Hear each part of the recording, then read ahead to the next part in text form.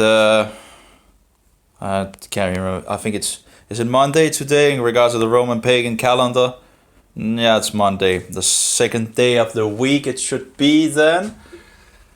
So 7, 8. That would be on the 9th day in regards of my antifungal protocol.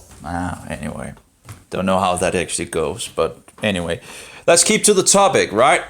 So I'm, what do you call it, uphold or something like that, in regards of how far professed Christians will go to defend Christ Mass. And just, thought about something, of course.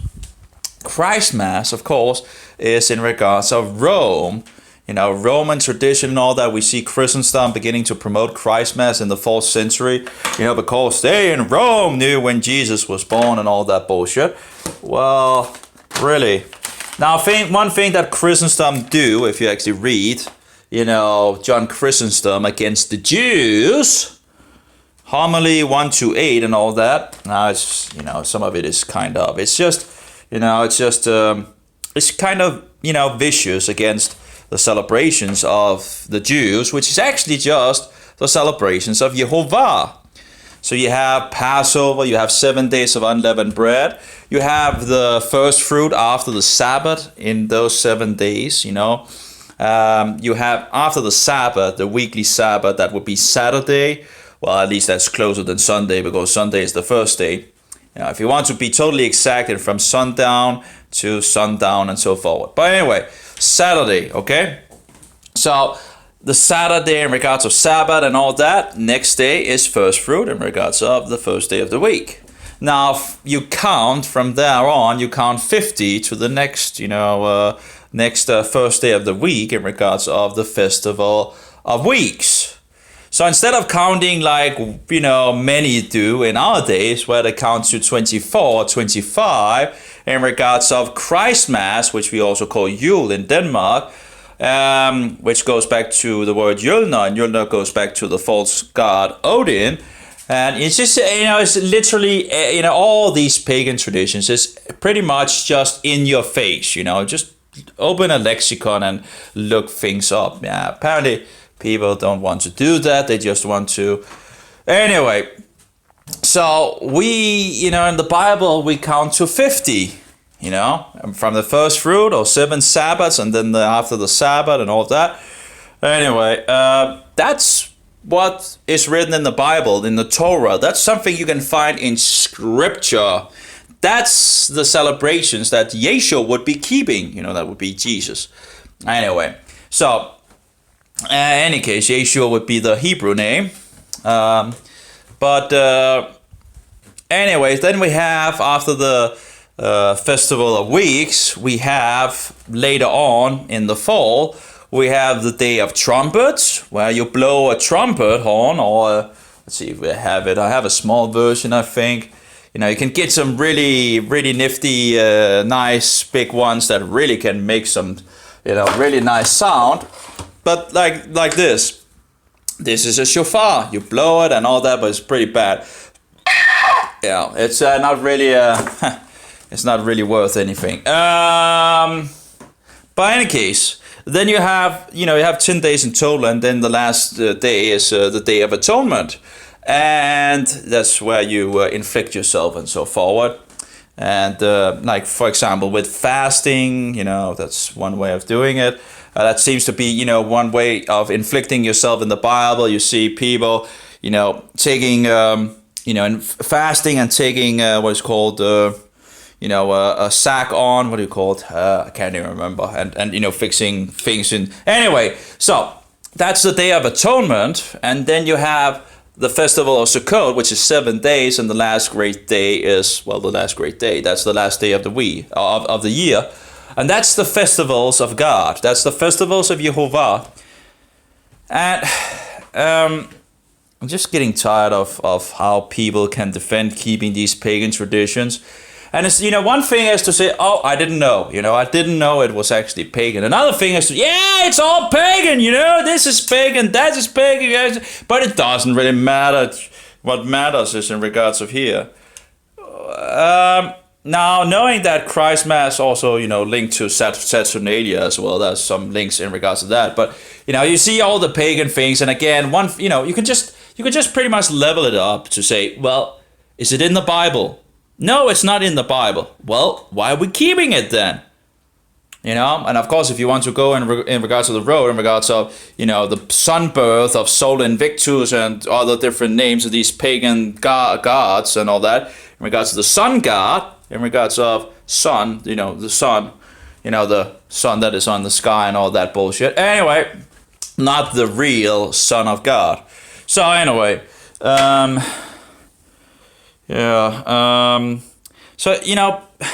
it's interesting that if you look on the television, the 24 or 25 December, the Antichrist is being shown in the square insane box in most homes, right? And he's showing, he's doing all his wicked things in the television box, and it's so the question is, thinking about it, the question is, do we want to Romanize or do we want to Judaize, right? Because apparently it's bad to we already know that, Judaizing, that we already think, it's bad, that's awful, Judaizing, radical, extremist, whatever, it's all, the question is, Jesus was a Jew, wasn't he? What celebrations did he keep? Did he keep Easter? Did he keep Christ Mass or Yule or whatever you want to call it? Did he keep Halloween? Did he keep Sunday in regards of as a Sabbath? Or did he keep the Saturday, that's the last day of the week, and had as his custom to go to the meeting house of that day?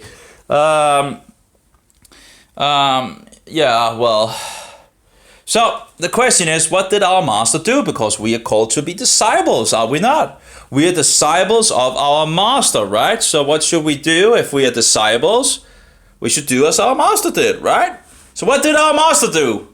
Well, he didn't go to the Antichrist and ask him, what traditions do you have that I need to follow? No, Yeshua kept in regards of the law of Moses.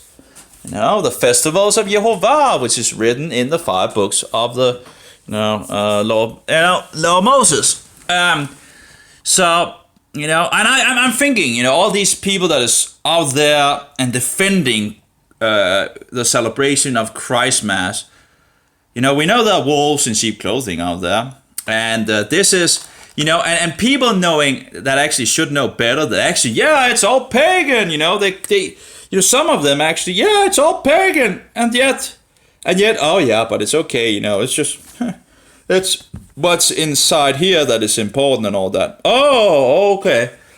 So to follow the spirit of error is just okay. Okay, that's okay. As long as it's like the Egyptian erect idol penis standing in the front yard of the Antichrist on St. Peter's Square. Hey, there's a cross on top of it. It's okay. Okay? Huh? You just, try to get that into your brain, right? They have an erect, Egyptian, gigantic, idol penis standing on St. Peter's Square, just in the middle of everything, right? And then you say to the Roman Catholics, hey, that's a sexual organ standing in the middle of St. Peter's Square. And what do they say? Yeah, we put a cross on it.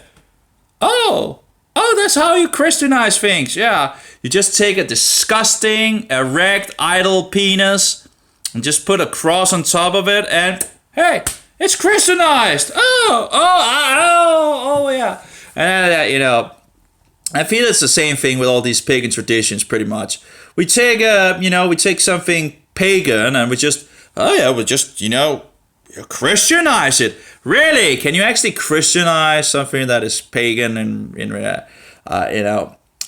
just doing what we always done and we just say we do it for Christ now. Well, that makes it okay apparently now, okay? And just give me a break, people. And we have to remember there are wolves in sheep clothing out there that would like to promote what? Promote Romanism. They are Romanizing because, hey, if people know this is not in regards to the Bible and all that, they would either get a further away from this diabolical deception of Satan. The gap would become much greater. Wait. You know, you Roman Catholics are keeping Christ Mass. You do know it's a pagan tradition, right? And all that. Already there, you have a much greater gap that you're going to see this is not standing on truth, you know? Why would I take part in that bullshit? Of course, it's just one of the things that Romanism has wrong. But the question is, you know, do you want to Romanize or do you want to Judaize? Well, I want to Judaize, that's for sure. And learn more in regards of what my master did because he was a Jew. Okay? Anyway, so I have different videos here in regards of, and this is incredible. Maybe I should post them on my Facebook and then we could go through them. It's just, and they literally, you know, this is just a couple of them. That's, you know, I've seen a lot of that through the years in regards of Christ Mass and all that. This one I didn't finish, but this is one of the guys that, you know, the Bible gives you permission to celebrate Christ Mass. Well, what is Christ Mass? What does the word Christ Mass point to? It's in regards of the blasphemous mass of the Antichrist. It's shown on the television on the 25 December. I think it's closer to the 24th, but you know, I think last time it was like half an hour before 12 o'clock in regards of, so that would be on the 24th. Anyway, and you know, it's you know, he does all his wicked things on the television. That's the Roman emperor. That's the high pagan priest. You know, and of course Constantine was the high pagan priest of sun worship. And the cookie, what does the cookie look like? Does it look like a sun? Does it? Yeah, are they putting it in a monstrance that looks like sun rays? Are they allowed to worship the cookie? Yeah. It's idolatry. It's whoring with Satan. That's what it is. Oh no, I'm accursed. I know. I'm already, you know, I'm accursed multiple times by the Roman insane asylum. And also, don't worry about that, you know. You know, who cares, you know. So, here we have, I guess, one of the newer ones that I saw, you know, on you know, standard TV. And it says, yeah, but it's just normal. Let's go and have a look. I'll just fix it on Facebook, you know. Also, the Puritans banned Christ Mass. I do wonder why they would do that, right? You know, the spirit of Christ Mass and Yule and all that, and go out and haul to the left and the right and drink a huge amount of things and eat a lot of unclean meats and you know, unclean foods, and then do something which is literally not found in the Bible and lie and deceive your children in regards of Satan clause, and which is called in Danish, which in regards to, we call him Juleman, which actually, if you take Yule and goes back to Jölner, goes back to Odin, it could actually be Odin Man, right? In regards of the false god Odin. Anyway, I don't know. It's all pagan bullshit, pretty much. It's interesting that the Santa Claus or Satan Claus actually has the same colors as the Antichrist, you know, in regards of red and white. If you see some of the old images of the Antichrist. Anyway, let's take one of them. Guess I still have a little in regards of, I don't know how effective this antifungal thing will be, but you know, I'm over the worst, but I'm absolutely not totally in there. So here we have like the unexpected origins of the popular Christmas tradition. This was a, you know, I guess a so-called new one for CBS, is one of the mainstreams, I guess. No, so let's see what they say, if we can actually, maybe it will be a little hard to actually run from YouTube, but here we go. All these pagan traditions. Oh yeah. Let's see. I think that was something we got. 90% of Americans celebrate Christmas in one way or another, according to the And by the way, I think he gets something wrong in regards to the Christmas tree. He talks about the Christmas tree, if I remember correctly. He talks about the Christmas tree, that this is something that we did in Scandinavia and all that. But as far as as far as I know, in regards to the research that I did years ago, the Christmas tree comes from Germany, and they got it from England in regards of the Druids, if I remember correctly. Whatever the case, it's just, you have so many pagan links from, one country to another country, and then they adopt this and they adopt that and whatever and all that. But it doesn't really matter in the essence. You just have to go back to the Bible and see, well, is Christmas actually found, or Yule or Saturnalia or whatever you want to call it, is it found in the Bible?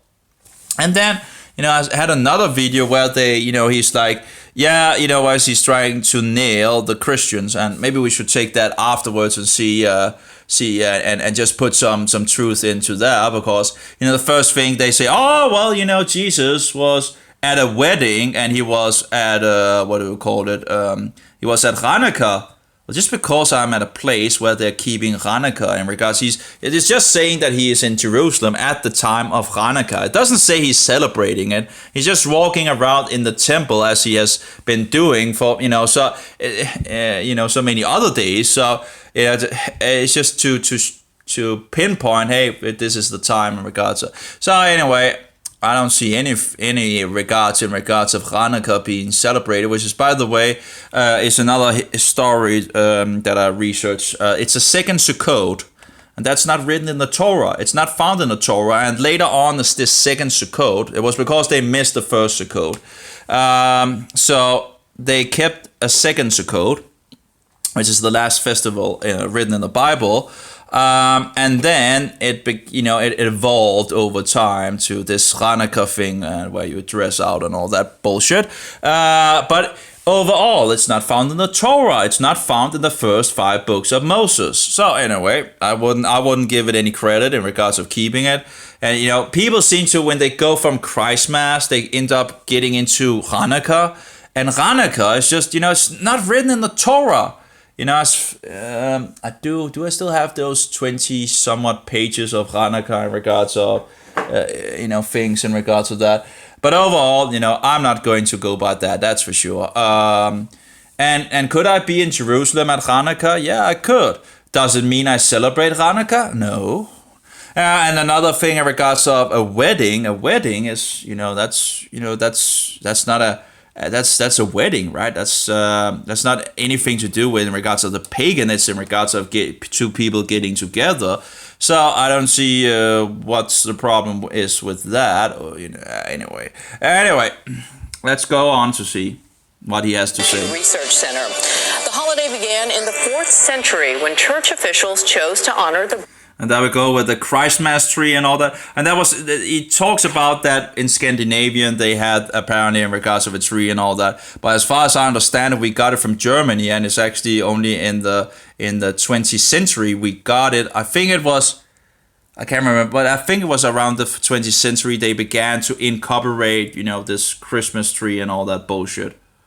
Birth of Jesus, but several customs would come. And there we go in regards of lying to the children, and we have Satan claws hanging there, have nothing to do with the Bible. Is having godlike what do you call it? Godlike powers and all that, knowing what the children, if they are good or bad, and so forward.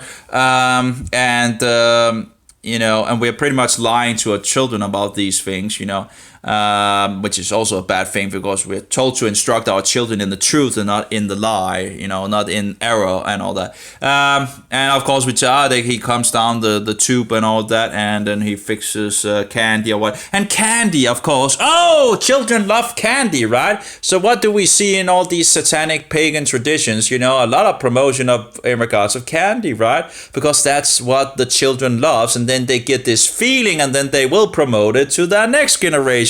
And next generation, and next generation. And because they have, it's so cozy and this and that. It's bullshit. It's paganism. To associate with modern day Christmas. And there we go with another thing in regards to this. I think I think it went back to again a fertility symbol. You know, a lot of these pagan things seem to go back to fertility rites in regards of, you know, fertility. You have the thing where you stand behind and kiss the other and all that. But anyway, there's some. So in any case, whatever the thing, it doesn't really. You know, we can throw all this in the trash and just go back to the Bible. You know, you can do a lot of research in regards to these. Of course, it's nice to actually understand that, yes, this is, you know, you can look it up in a lexicon and figure out, oh, yeah, it actually is pagan, you know. So why are we keeping it, you know? Anyway. Evolved from ancient pagan traditions celebrating the winter solstice. Historian Kenneth C. Davis is the best-selling author of the Don't Know Much About series, which we love. Welcome back to the table. Merry Christmas to you. Merry Christmas to you. It's always a pleasure to be here. So this is something I've always been fascinated by, because the Bible never talks about the date of Christ's birth, yet we celebrate December 25th. Why? Well, primarily because in ancient Rome, there was a feast called Saturnalia that celebrated the solstice. What is the solstice? There we go with the Saturnalia. That seems to be one of the links in regards of paganism. So it seems like they had, you know, in Rome, you know, that they just, you know, Christianized, you know, their celebration in Rome, and it became Christ Mass, and there was a lot of things, a lot of persecution going on in the 4th century of Christians and all that, and we know that the good eatable seeds are growing up with the bad poisonous seeds, and anyway, we see Constantine coming, and where we see the amalgamation and all that in regards of this diabolical system, where you have the Roman mystery religion totally amalgamating with getting sheep clothing pretty much. It's still a whole, you know, it's still the same religious whole, and anyway, drunken by the blood of the saints. Let's see, did we? Okay, that's okay. Yep, let's go on. It's the day that the sun starts coming back. The days start getting longer. And most of the traditions that we have that relate to Christmas relate to the solstice, which was celebrated in ancient Rome on December 25th. So when Christianity became the official religion, in a sense. In regards to the 25th December, you can see a lot of these pagan gods being connected to that date as well, and if you actually calculate when Jesus was born, you get it seemingly a lot closer to the festival of Sukkot, if anything, you know. So not in regards to the winter. So, but we're not commanded to, at least if that was of course in regards of Sukkot. If Sukkot is the time where Yeshua was born, in regards of the festival of Booth. Then of course, if that is, you know, where we then it would be commanded in the Torah if that's the case, that he was born at that point. But in regards to Christ Mass, nowhere do we see Christ Mass anywhere in the Torah. You can, you know, look in the Bible, you know, try to find Christ Mass any place besides, you know, don't do as the pagans, as Jehovah tells us, you know, don't do as the pagans, you know. And what do? We do exactly as the pagans. In Rome, they were able to fix this date, which some scholars say may... In regards to the 25th December, we have the birth of Sol Invictus, you know, one of these false gods. That was just, anyway. And we have, there was others that I can't remember the other, I was something in regards to, anyway, I can't remember it all, you know. Just a lot of you know, yeah. And that's the thing also, when people use the argument that Jesus was just one of the, you know, because all these different, you know, gods, you know, was born on the 25th December or whatever. That's a faulty argument, because Jesus wasn't born on the 25th December. He didn't even go by the Roman calendar. You know, the biblical calendar is not the Roman calendar. The Roman calendar is in regards of Julius Caesar, in regards of the Julian, Gregorian, Popish, or, you know, in regards of the Antichrist, in regards of the Pope. You know, calendar, sun calendar. It's not the calendar you find in the Bible. Anyway, let's go on. Be earlier earlier than that, there's a little discrepancy about it, but there's no question that the fact that it was celebrated in Rome as an important day with gift giving, candle lighting, and singing.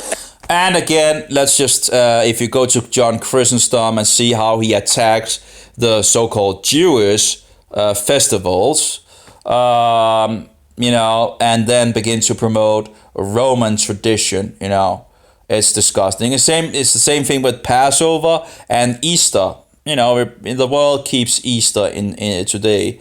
Some call it Passover, but it's not Passover according to the Bible. It's literally Easter. What does Easter goes back to? Well, a false pagan goddess. And you're lying to the children again in regards of egg-laying, rabbits, and all that bullshit. You have to be kidding me. This is filthy, people. Oh yeah, the tooth fairy or the gnomes or you have to be kidding me. And promoting all this bullshit and Halloween. The Satanists believe it's Satan's birthday. And they're like, yeah, great that the Christians wants to celebrate, Satan, at least once a year. Well, actually, not only once a year. They actually do it multiple times in regards to these pagan festivals that has nothing, and I repeat, nothing to do with the Bible. Just go and read the first 5 books of Moses and see what you can find in regards of celebrations. That is Jehovah's festivals, and you might call them Jewish. That's what the Jews have kept, right? And in some way, we might actually also be considered Jews in some sense. In the first century, the Christians, as I understand it, were just looked at like Jews in some sense. So, but in any case, whatever the case, and Jesus was a Jew, right? And we are reborn by God, right? And if Jesus, anyway. I don't know about that, but in any case, it's just interesting thought, in any case. So we're reborn by the Spirit of truth. So if we're reborn by the Spirit of truth, why would we then follow the spirit of error? I don't know. Anyway, let's go on. And decorating houses really cemented Christmas as December 25th. You always say you don't know much according to your books, but do you know why we have a Christmas tree as opposed to a bunch of hydrangeas? Well, they're really pretty. This is another Puffy and pretty. This is another. How about that, Ken? This is another pagan tradition. So Christmas is really about bringing out your inner pagan. Oh, it's another pagan tradition. Just sitting there, yeah. And what is the last part? Oh, we can still keep it. Wait, didn't you just sit there and use a couple of minutes telling us all these traditions are pagan? What should the first thing then to do? Well, repent, turn around and put those celebrations in the garbage bin. And then, okay, what do we then do? Well, we go back to the Bible and look what the Bible have in store for us.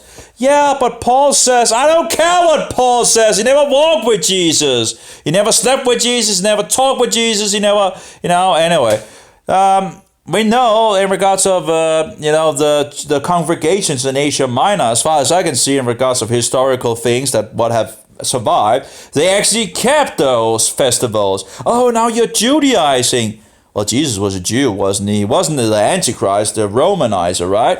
So what did Yeshua warn us about? Wolves in sheep clothing, something that looks and confesses that they are Christians and yet they are grievous wolves, right? That was what Yeshua, our master, warns us about. He didn't warn us about stinking wolves like Muhammad, that is clearly a false prophet, right?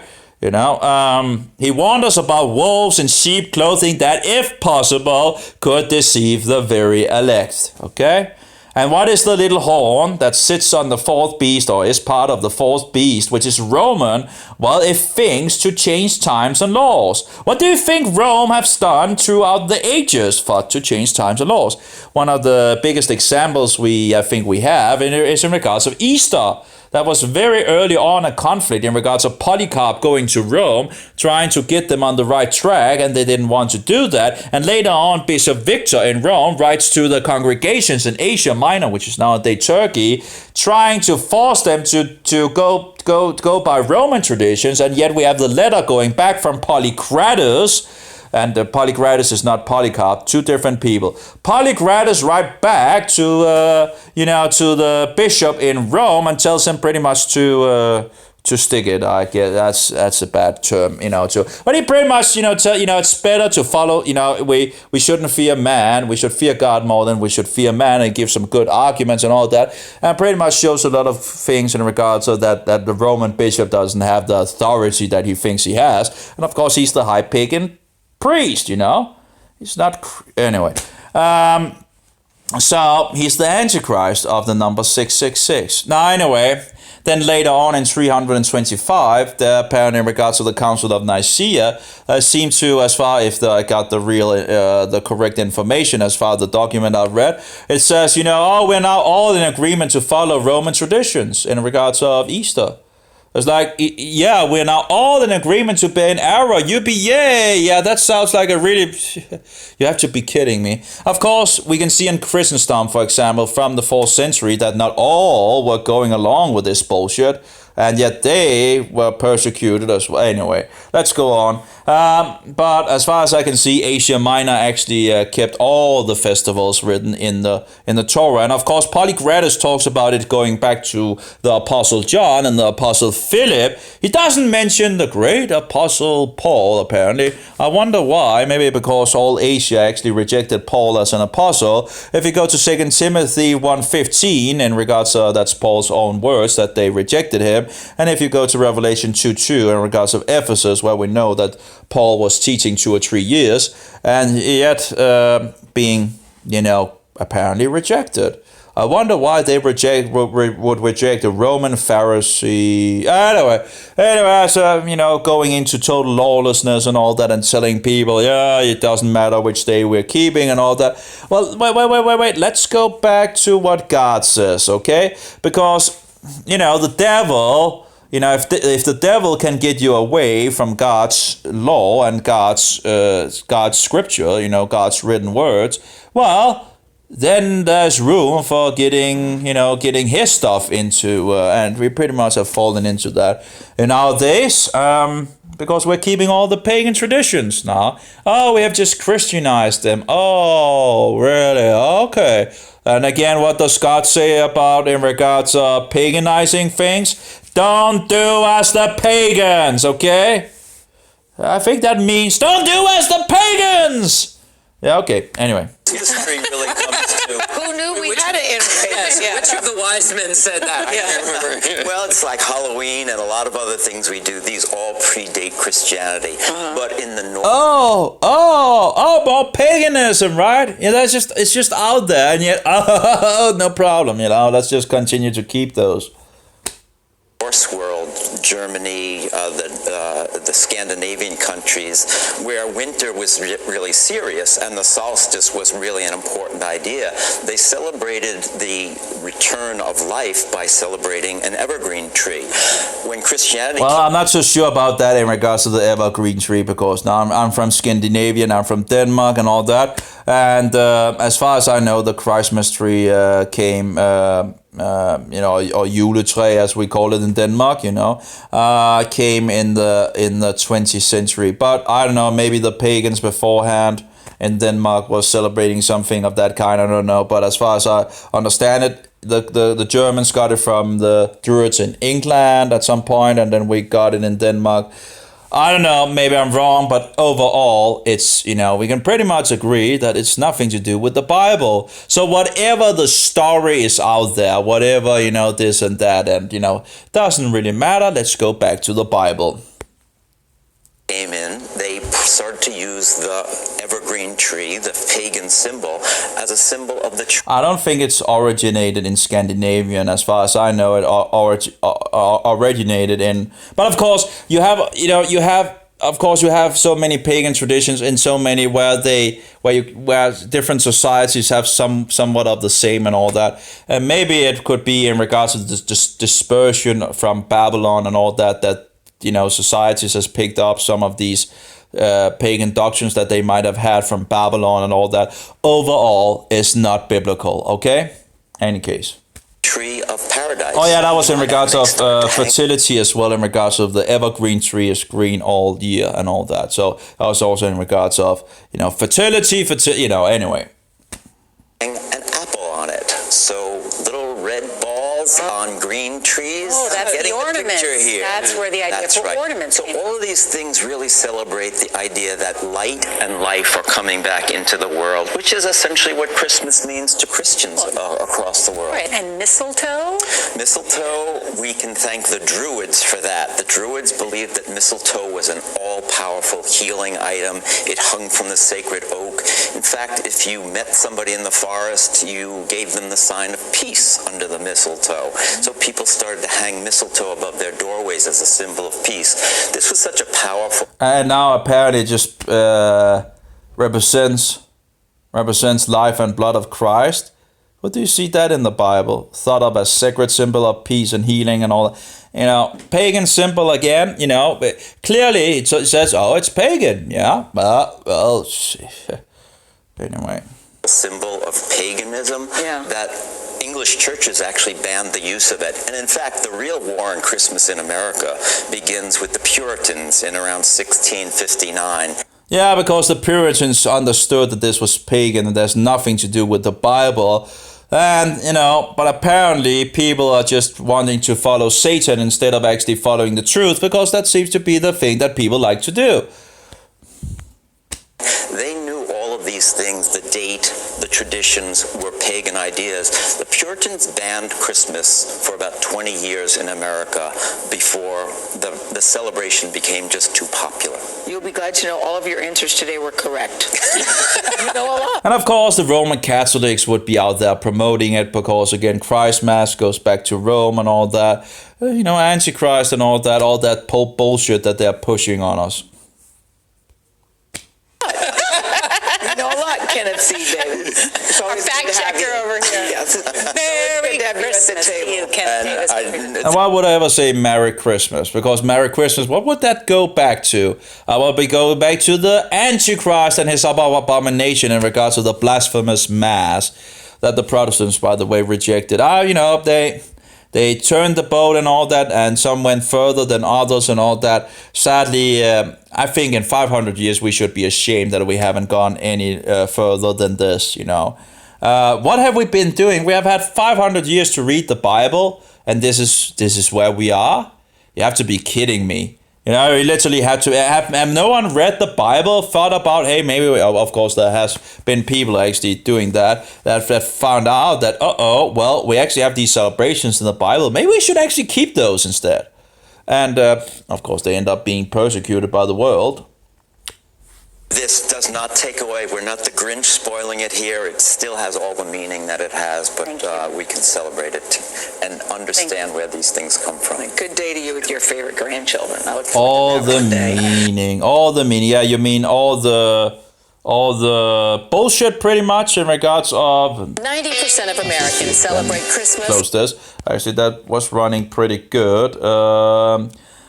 Maybe I should take another video. Here we have, this is Bring It On, Christ Mass of Pig. These are mainstream sources. Now they get into the argument, it doesn't really matter, we can keep whatever and all that, right?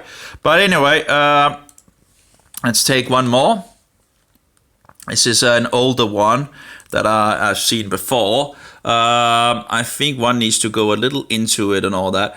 But you can just look it up in a lexicon. You can follow these pagan and it's all over, and it's not really a secret. Apparently it is for some, and yet some are just in on it. They know it and they don't care and just keep it. Of course, if you're pagan, you don't really care, right? But the Christians should care. So let's see here, this guy. And this, I guess, would be again a mainstream source, cbn.com.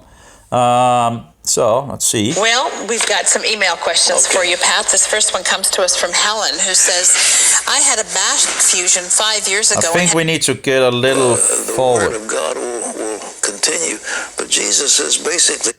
Let's see here. I know God gave me the IT job because of... You get laid off because you weren't doing your job. What am I doing wrong? Did you? You need to go back and they do. I need more education A chance. God loves all the things he created. of God. He loves us. You read in Hebrews, it goes into great little things. These are rebelled against God. Now look, the angels had an absolute clear Still a little more. and so forth, and so we can say, God, I didn't really understand, and maybe we can get away. Here's their ministry. It's a question of positioning in the power structure. All right. It was the shortest day of the year, and the pagans had something. Oh, there we go. The year, and the pagans had something called. Let's see here. This is David, who says, we have friends who do not celebrate Christmas because they say December 25th is really a... We have friends who do not celebrate Christmas because they say December 25 is really a pagan holiday. While I agree that Jesus may not have been born on December 25, he certainly was born as described in the Bible. How do I respond to them? Well, they're telling you the truth, you know? How would you respond to them? Maybe go read the Bible and figure out that Christmas is not commanded in the Bible, and then figure out that there's some other festivals that is actually commanded in the Bible. No, we have to, that's the way Satan has a way of working on people, when they're figuring out something that is, is a lie or deception and all that. There has this, it's just disgusting. Same thing with the Sabbath. A pagan holiday. While I agree that Jesus may not have been born on December 25th, he certainly was born as described in the Bible. How do I respond to them? Well, in a sense, tell them they're right. You see, the winter solstice a couple of days later was the shortest day of the year, and the pagans had something called Saturnalia. And it was a time of lawlessness because all the laws were suspended, and people, a bunch of singers actually wandered the streets naked singing, and then they had orgies, sexual orgies. It was a mass thing. Well, when the Catholic Church came along in Italy, the Romans and others didn't want to give up their holidays, so they said, okay, we'll Christianize it. And so they said, okay, we'll say the birth of Jesus was the 25th of December. And then there was a monk who began to add it up. You see, if you read in Luke, it says there's a census taken and when Quirinius was governor and so forth and so on. And they could take those leaders and figure the exact time dating from the foundation of Rome. And that's when the dates were established. And so they get pretty close to the date. But to say it's the 25th, shepherds were out abiding in the field, it gets a little cold at night. I mean, were they out there in the middle of winter? I don't know. I've been out there on the shepherd's field on Christmas Eve. It's very nice. If you want to calculate, some have, some people have done the calculations in regards to understanding the Bible in regards of when this and that and so forth, and collected the puzzle pieces together. When you see those calculations, they are much closer to, being Sukkot. And Sukkot is one of the festivals written in the Bible where, celebration and so forward. So of course that would be a celebration time, right? Of course, I don't know if that's totally true and all that, but in any case, why is it that we cannot keep the festivals written in the Bible, yet we, if the churches wants to promote all these pagan festivals, and which actually should stand for the Bible, and it's like there's a new pagan tradition coming by, and they were like, pagan tradition, let's get it into the church, right?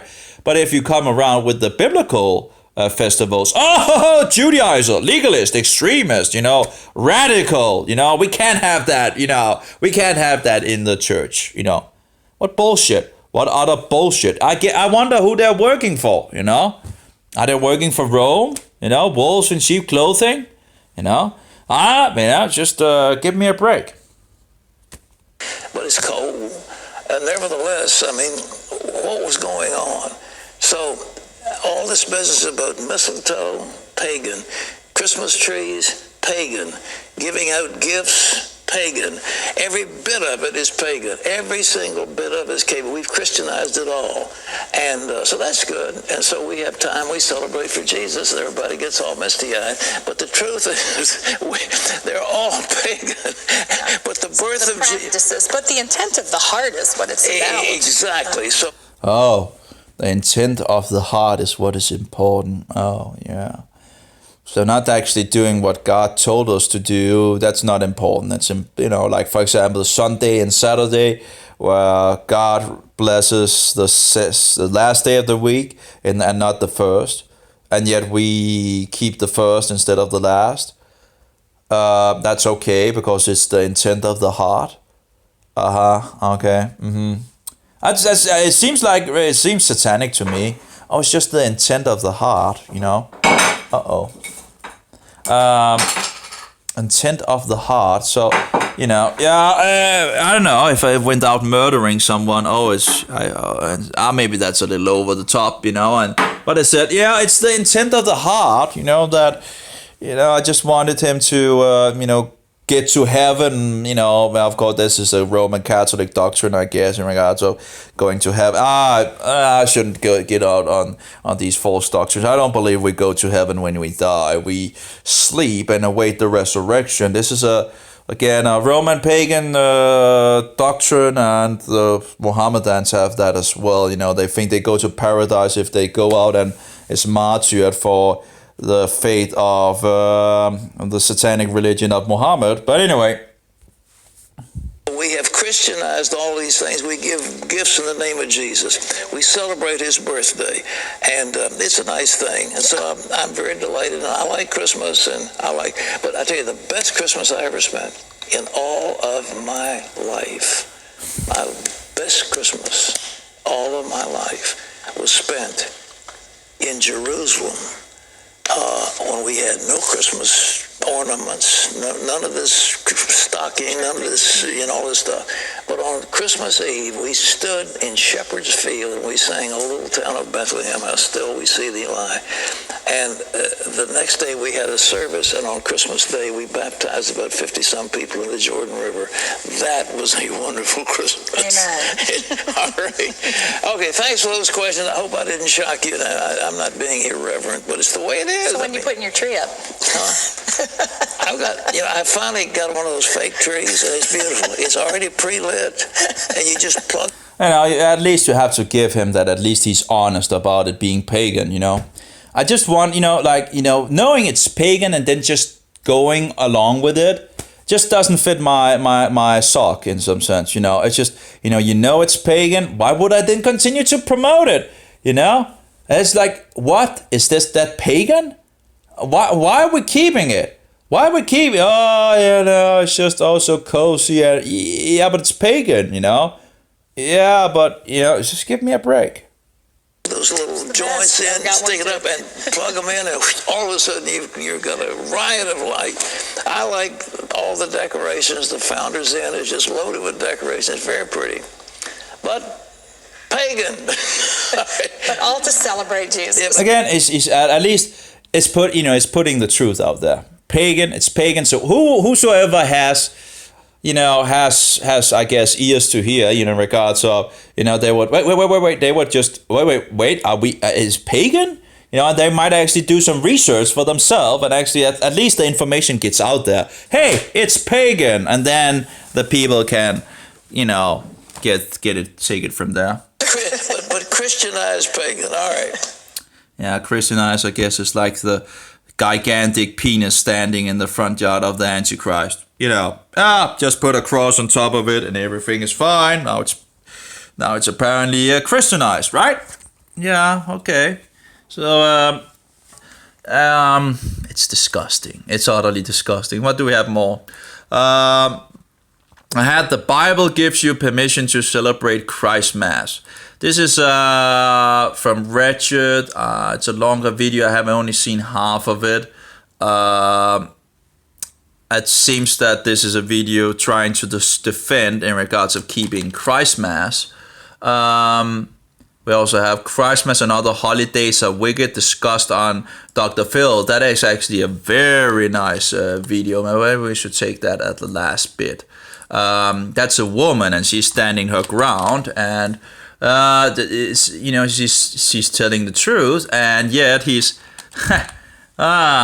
the truth stays the truth, and still the world, you can see how the world works on people trying to, the world doesn't like truth, the world hates truth, they want to do the wicked things in regards of, let's see here. Okay, let's see. What do I have here? And there's many more, there's much more information out there in regards of these. I'm just, just taking a few of them.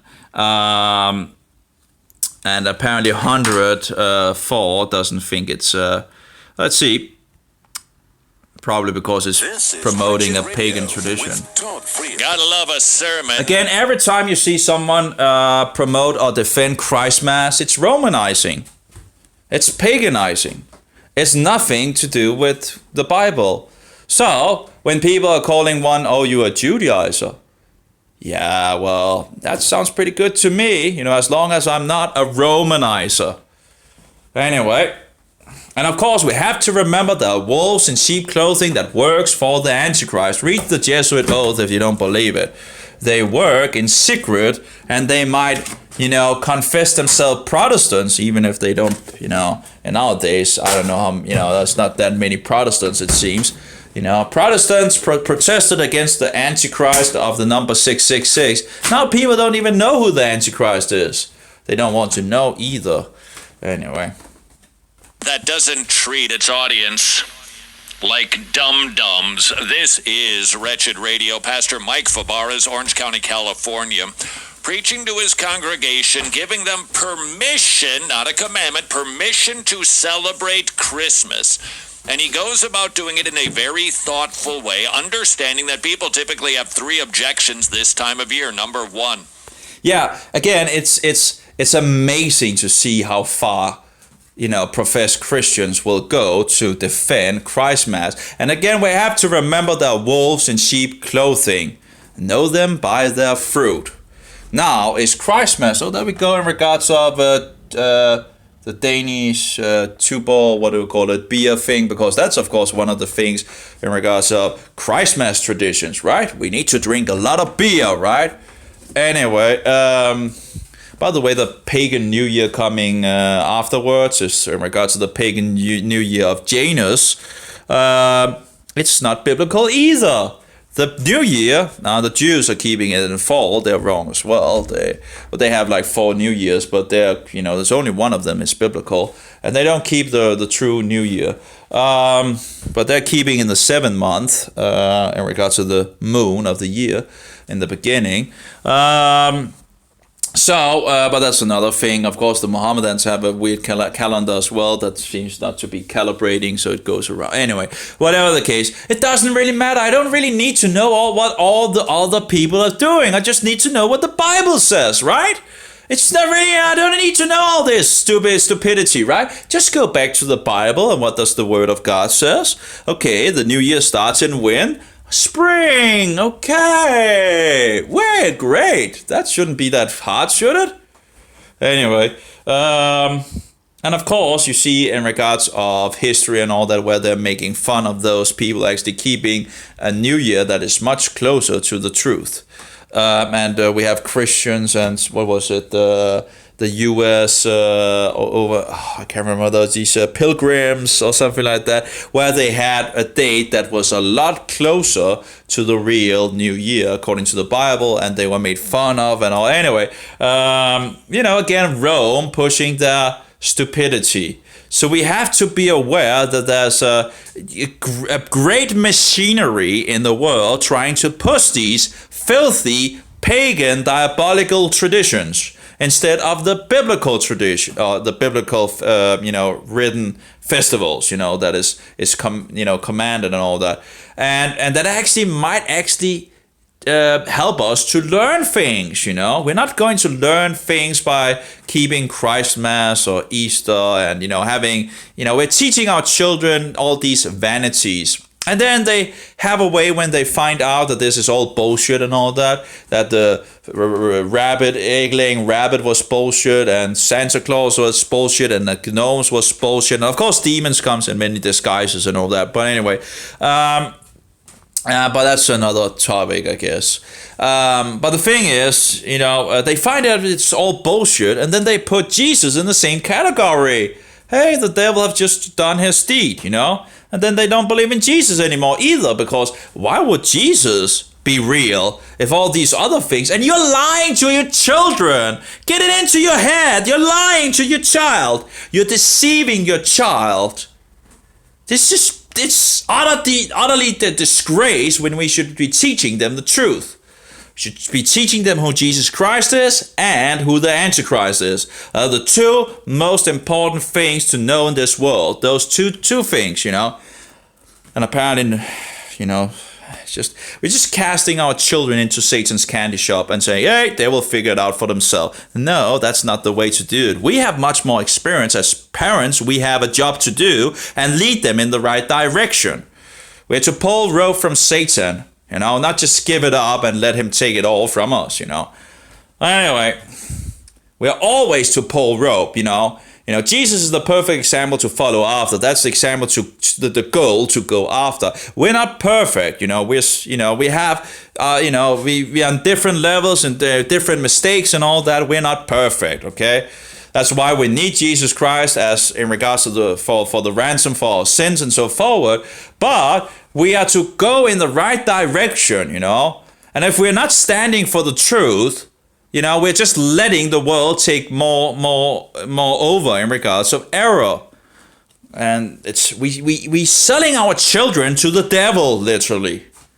The world is now rounding around the Antichrist, and no one speaks up about it. Anyway, it's a man-made celebration. He knocked that. Yeah, that was in regards of how it's incredible to see how professed Christians go out to, when you tell them, some of them are actually ready to burn you on the stake. It feels like you get the feeling like if they could, they would probably just burn you on the stake for telling you that these things are pagan and that you actually have some biblical festivals and all that. If they can really go haywire, totally haywire. It's just incredible. But anyway, so it's interesting to see how people will go so far to actually defend what is lies and deceptions, and yet just reject what is true. That off of the list by showing us that Jesus celebrated at least 2 man-made parties. Wait. He celebrated 2 man-made parties. Well, now he's going to go into, he celebrated in regards of marriage. Wouldn't that be okay to celebrate a marriage? Is that what you're saying? It's not okay to celebrate 2 people getting together. And, he celebrated Hanukkah. It doesn't say he celebrated Hanukkah. It says he was in the temple at the time of Hanukkah. Does that mean he celebrated it? No. Just means it was in regards to the time where the Jews were keeping Hanukkah. It doesn't mean that Yeshua was celebrating it. He was just there in the temple, so we know in regards to the year it is, in regards to the winter time. Hanukkah this year is very close to Christmas, and the Jews, extended it a month later than what actually seems to be agreeable in regards to the land of Israel. When the land, when you have the first month of the year and so forth. But anyway, but that's another topic. The thing is, the Jewish calendar of following the moon. So when you can actually just look up at the moon and then know where you are in the month. Isn't that interesting? And moon and month, even in Danish, in the wordings, seem like it has something in regards from the past that a month was in regards to the moon, and that's exactly what the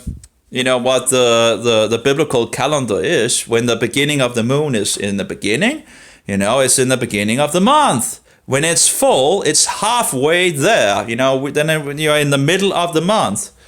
And that's, of course, something that would be maybe important to also know when you're reading the Bible, to get more understanding of the Bible and what is happening in the Bibles, to maybe unlock even more things, Every single little piece of information that you can find and figure out is important, so you can better understand what is going on in the Bible in regards to the Jews or the Israelites. What is going on, get all the information out of the text in some sense. Being better to decipher what is going on. In regards to the festivals, maybe there are some teachings in the festivals, like Passover. Who is Jesus? He is our Passover, Yeshua. He is our Passover lamb. That's the perfect, spotless, sinless Passover lamb. So they are slaying the Passover lamb in regards to the beginning of the year, in the first month, in regards to Passover. On the 14th, and eat it on the 15th of Aviv, and so forward. And then they have, 7 days of unleavened bread, which is the first in regards to the Passover, why they eat the Passover. And so forward. Just maybe we could learn something, by doing things, instead of just continuing to do these pagan festivals. And a wedding. It's okay. Not so he kept he was at a wedding. Yeah, he was at a wedding. Yeah. So it's not okay to celebrate two people getting together. What's pagan with that? What's pagan celebrating that? I don't see the pagan connection here, in the beginning God made man and wife, right? In the beginning, it's that wouldn't be that would be a pretty anyway. Whatever. I don't see why that would have any of course there probably is a pagan things in the we have a problem here. Oh well. In regards of pagan, things in regards to the wedding and all that, like for example throwing we have this throwing rice, for example. They have a way of throwing rice and that I think goes back to, again, fertility rites and all that. So there are some pagan things that we're doing today in regards to the marriages and all that. But the marriage itself, I don't see any problem of, that's, he was to a Jewish wedding, there's no problem. Yeah, but in regards to the pagan traditions and all that, we might have a look on those things, and maybe change those things. I don't know, In regards of casting rice and all that at people, that seems a little, coming from a pagan. Anyway, I get. So as long as we're moving in the the right direction, just taking a little by little and all that. Anyway, let's see.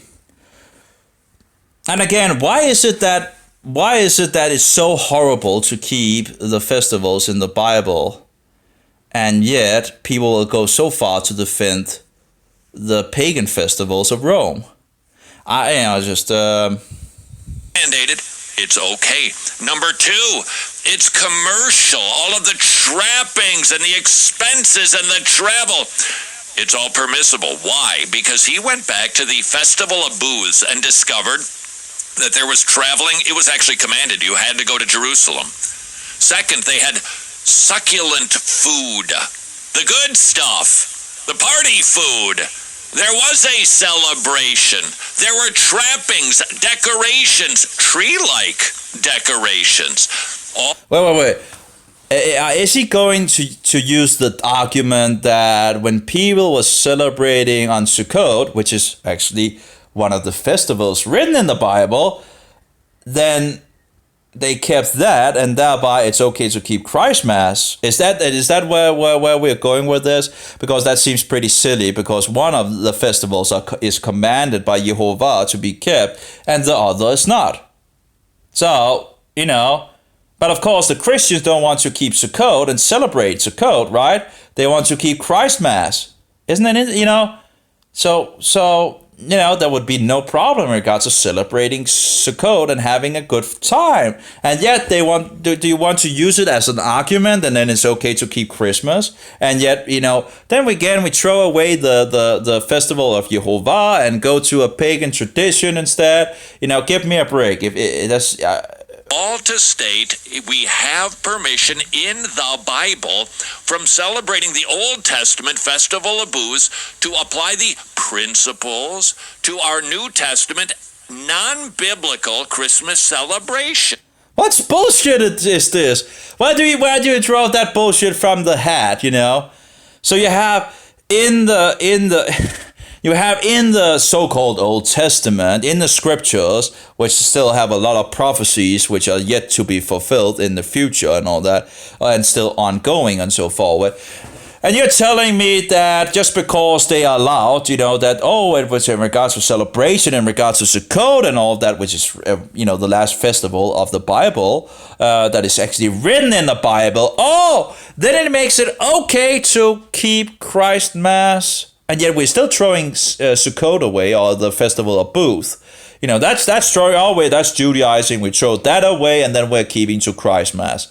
How do you get around that? I feel like that's very deceptive. You know, you got to be kidding me. How can you go so? Because they did it in regards of Sukkot. Yeah, but because Sukkot is a commandment found in the Bible. You know. That's a big difference, isn't it? That, don't do as the pagans, do as I say and all that. Sukkot is in the Torah. It's in one of the commandments in regards to the festival, found in the 5 books of Moses and all that. And yet it's just like, you have to be kidding me. Smart, not talking down to people, causing them to think, maybe challenging some of their suppositions. Maybe this is challenging yours. Maybe you have just learned to shun Christmas. Please note, this is not a you rah-rah, go celebrate Christmas and do it up big. And okay, maybe he's just trying to, I don't know. We'll have to see it more in context. But I think it's, and of course, that's the nice thing, I guess, when people are trying to defend Christ Mass against, these Judaizers, so-called, because they tend to leak information out of the truth. They have to leak some, they tend to do it, leak true information out. Here we have in regards to Sukkot, for example. Well, what is Sukkot? Well, Sukkot is found in the Bible. That's, what is commanded in regards to one of Jehovah's festivals found in the Bible. Oh, okay. That might actually lead a person to actually do some study if he wants to figure out what is actually this and that. And he finds out, Christ Mass is actually not found in the Bible. So again, anyway. We're going to debt. Not suggesting that at all. We're talking about the incarnation of Jesus Christ, the biggest miracle ever. The biggest miracle ever. Nothing bigger than this. What I'm trying to say is, you're not going to find another creation of the universe. Not as big as this. Wait, what about saving a dead man? Bringing him to life? But we can't celebrate it at the festivals. The festivals that is found in the Bible. Isn't that about Yeshua? Isn't it actually all about Yeshua? All these festivals? When people say, but Christ Mass is all about Christ. Really?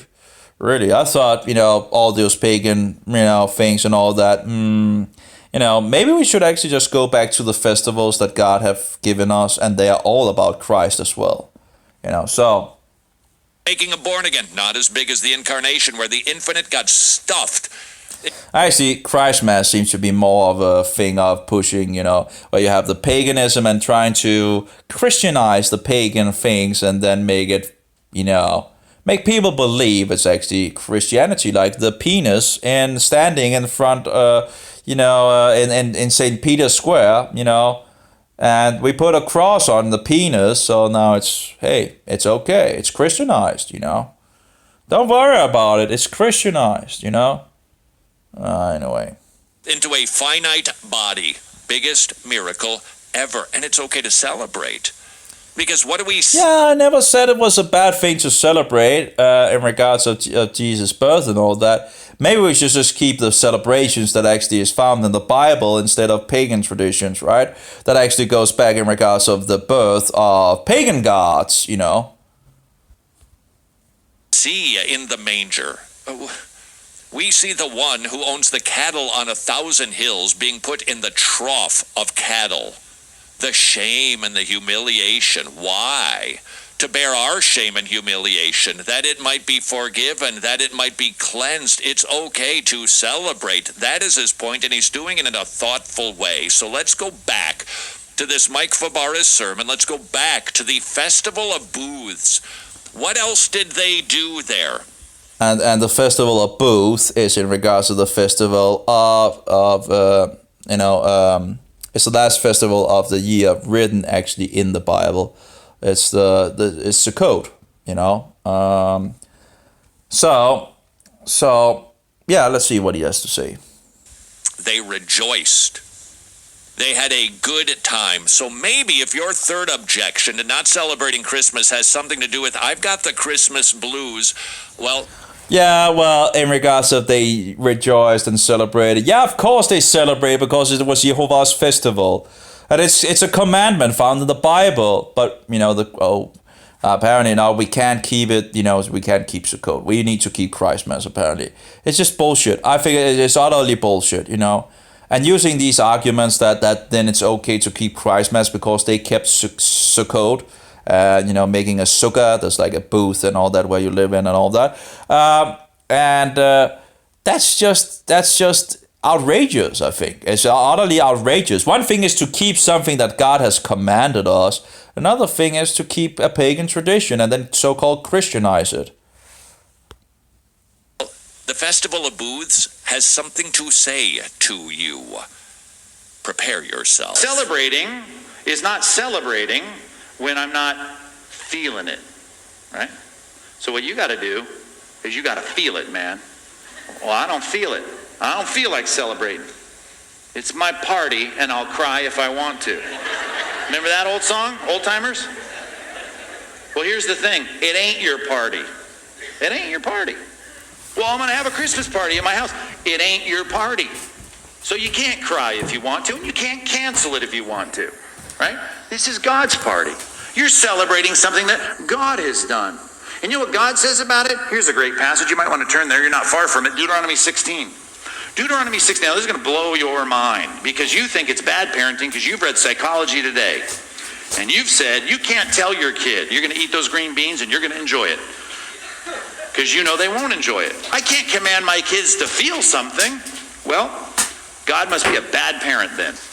Because God's saying this. There's a time to rejoice. This is the one festival on God's calendar that he commands them to have joy, to be joyful, and rejoice. Ask yourself the question, do you...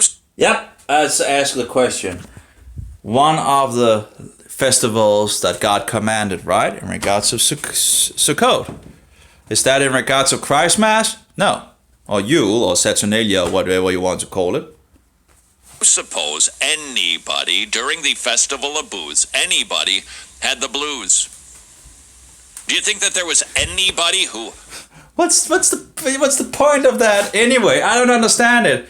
So it's like, what argument is are you going for in regards of having the blues? The idea of Sukkot is to have an enjoyment thing, eat food and and maybe also think about the millennial kingdom on earth, because according to scripture, we are all going to keep Sukkot in the future. But the people say, but the law of Moses is done away. Oh, really? So that's why they're keeping Sukkot in the future. Oh, they say the festivals are done away. It's like in the old and all that. Well, why are people then commanded to keep it in the future? Anyway, to come up to Jerusalem and celebrate Sukkot. Anyway. So I don't understand in regards to where he's going in regards to the blues and all that, so you can be, you could be sad in regards of, but that's, I don't know, it's just weird, Maybe had lost a loved one recently? Yeah, so what? Do you think there was anyone who was possibly struggling with financial or health issues? What does that have to do with Christmas in regards to celebrating Christmas? You have a commandment of God to celebrate the festival of Sukkot, and if someone lost someone in regards of the time of Sukkot, What has that to do with anything in regards to Christmas? I don't know. Absolutely. Nevertheless, God says, you're going to celebrate something that I've done. You are going to have joy, whether you feel joyful or not. You know, the rabbis taught about this Feast of Booths. That's another thing in regards to the so-called rabbis. We are only called to have, there's only one rabbi, and that's Christ. So when you see people beginning to call people rabbis, this, so-called, this is just, be careful. That's the same thing in regards to the father thing. Yeshua said we have only one father and he's the one in heaven and all that. And yet, what does the Roman Catholic religion do? Father my this and father my that and father my whatever, You have to be kidding me. Anyway, so... be careful in regards to that. We're not talking about Judaism in regards of all that man-made laws and all that, which Yeshua broke again and again and again and again. In regards of Judaism, they feel like that Yeshua was the destroyer of Judaism. So we have to remember that in regards of Judaism, in regards of actually keeping to what is written in the Bible compared to what the Jews are doing, have to be, in regards of Judaism and all that. There's a difference in regards of, because Yeshua was breaking all their man-made laws. They already have all these stupidity man-made laws that they still have today. And that was, if you read the New Testament, you see he's breaking them and he's pissing them off. They're really becoming angry because he's breaking all their, all their laws, all their man-made laws, not in regards to biblical laws found in the Bible. Anyway, let's see what it goes on. That you are not to do anything that makes you sad during these 7 days.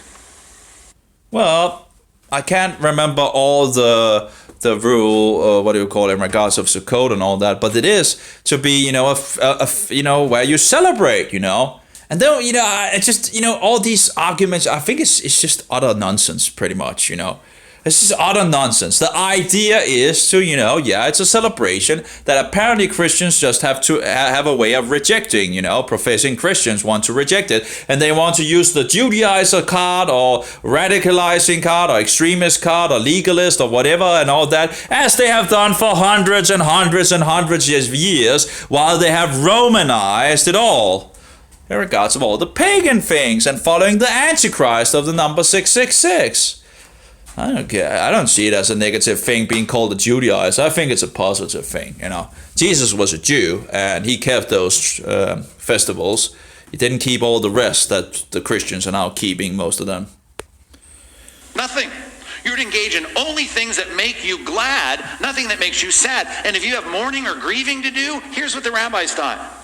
You're to postpone it. Yeah, so-called rabbis. When someone used like rabbis, again, Yeshua said there's only one rabbi. So as a Christian, there's only one rabbi. We are all brothers and sisters, and there's one rabbi, one head, one master, and we are all disciples of him, and that's Christ, Jesus Christ, Yeshua HaMashiach. Anyway, I don't know why they're, I guess they're just trying to use argument to I think it's just, it's nonsense. I think it's nonsense. During the Feast of Booths. I'm mourning the loss of a loved one in my life. Postpone all that. And I don't, maybe the so-called rabbis said that and all that. I don't, in regards to the Bible, it's just, going off a trail in regards to, I think it's just, it's just, so we can't, what's the point anyway? I'm not, let's just follow along. And now you're supposed to rejoice for 7 days. And then add the 8th day, and we'll have another day there, the extra day at the end. Yes, you see, that's the truth. There we go. 7 days of celebration, and you have the 8th day, and the 7th day you sleep out in the booth and all that shit, and you eat and enjoy yourself and all that, and then on the 8th day what do you call it? Then you have the last great day. That's when Yeshua, he stands up and says, whosoever, in regards of living, flowing water and so forward, that's the last great day. But of course, we wouldn't recognize in regards of it actually being the last great day, and maybe in regards of getting some things in regards of, but any case. Just I don't know what, overall the overall thing is that we are to keep Sukkot. Now if someone dies and all that, you might do your thing in regards of whatever, if you can postpone in regards of a burial or whatever, I don't know, but overall the idea is just to keep the festival of God, right? It's just again, it's just things like if someone if someone dies and whatever, just it doesn't mean that the rest of the community has to stop celebrating Sukkot and being joyous. Had to be kidding me. Anyway, and yeah. Anyway, so just because someone dies and someone is unhappy and all that doesn't mean the rest of the community has to be unhappy about it, right? People have a way of dying all the time, pretty much as well, right? So it's just like a Christ Mass, the pagan celebration and all that. If someone dies and so forward, well, what would the family then do? Would they still keep Christ Mass, or would they I'll probably still keep Christmas, by the way. But anyway, they would get it to work, right? In regards of, we had a person dying and all that. But, give me a break. I think it's stupid arguments here. Rejoice. Yourself, your son, your daughter, your servants, the Levites, the leaders that are exhausted, the sojourner, the fatherless, the widow, who are within your towns, make sure they rejoice. For 7 days you shall keep the feast to the Lord your God at the place the Lord will choose, because the Lord your God will bless you in all your produce and in the work of your hands, so that you will be, underline it, altogether joyful. Yeah, great. Anything wrong with that? Apparently, because it's found in the Bible, it's Judaizing, apparently, right? So anyway. You're going to bring these things in. You're going to feast on them. You're going to get the splendid fruit from the splendid trees, and you're going to bring all those sacrifices, and you guys are going to feast, and you're going to eat, and you're going to share all this food, and you're going to go to bed bloated and tired.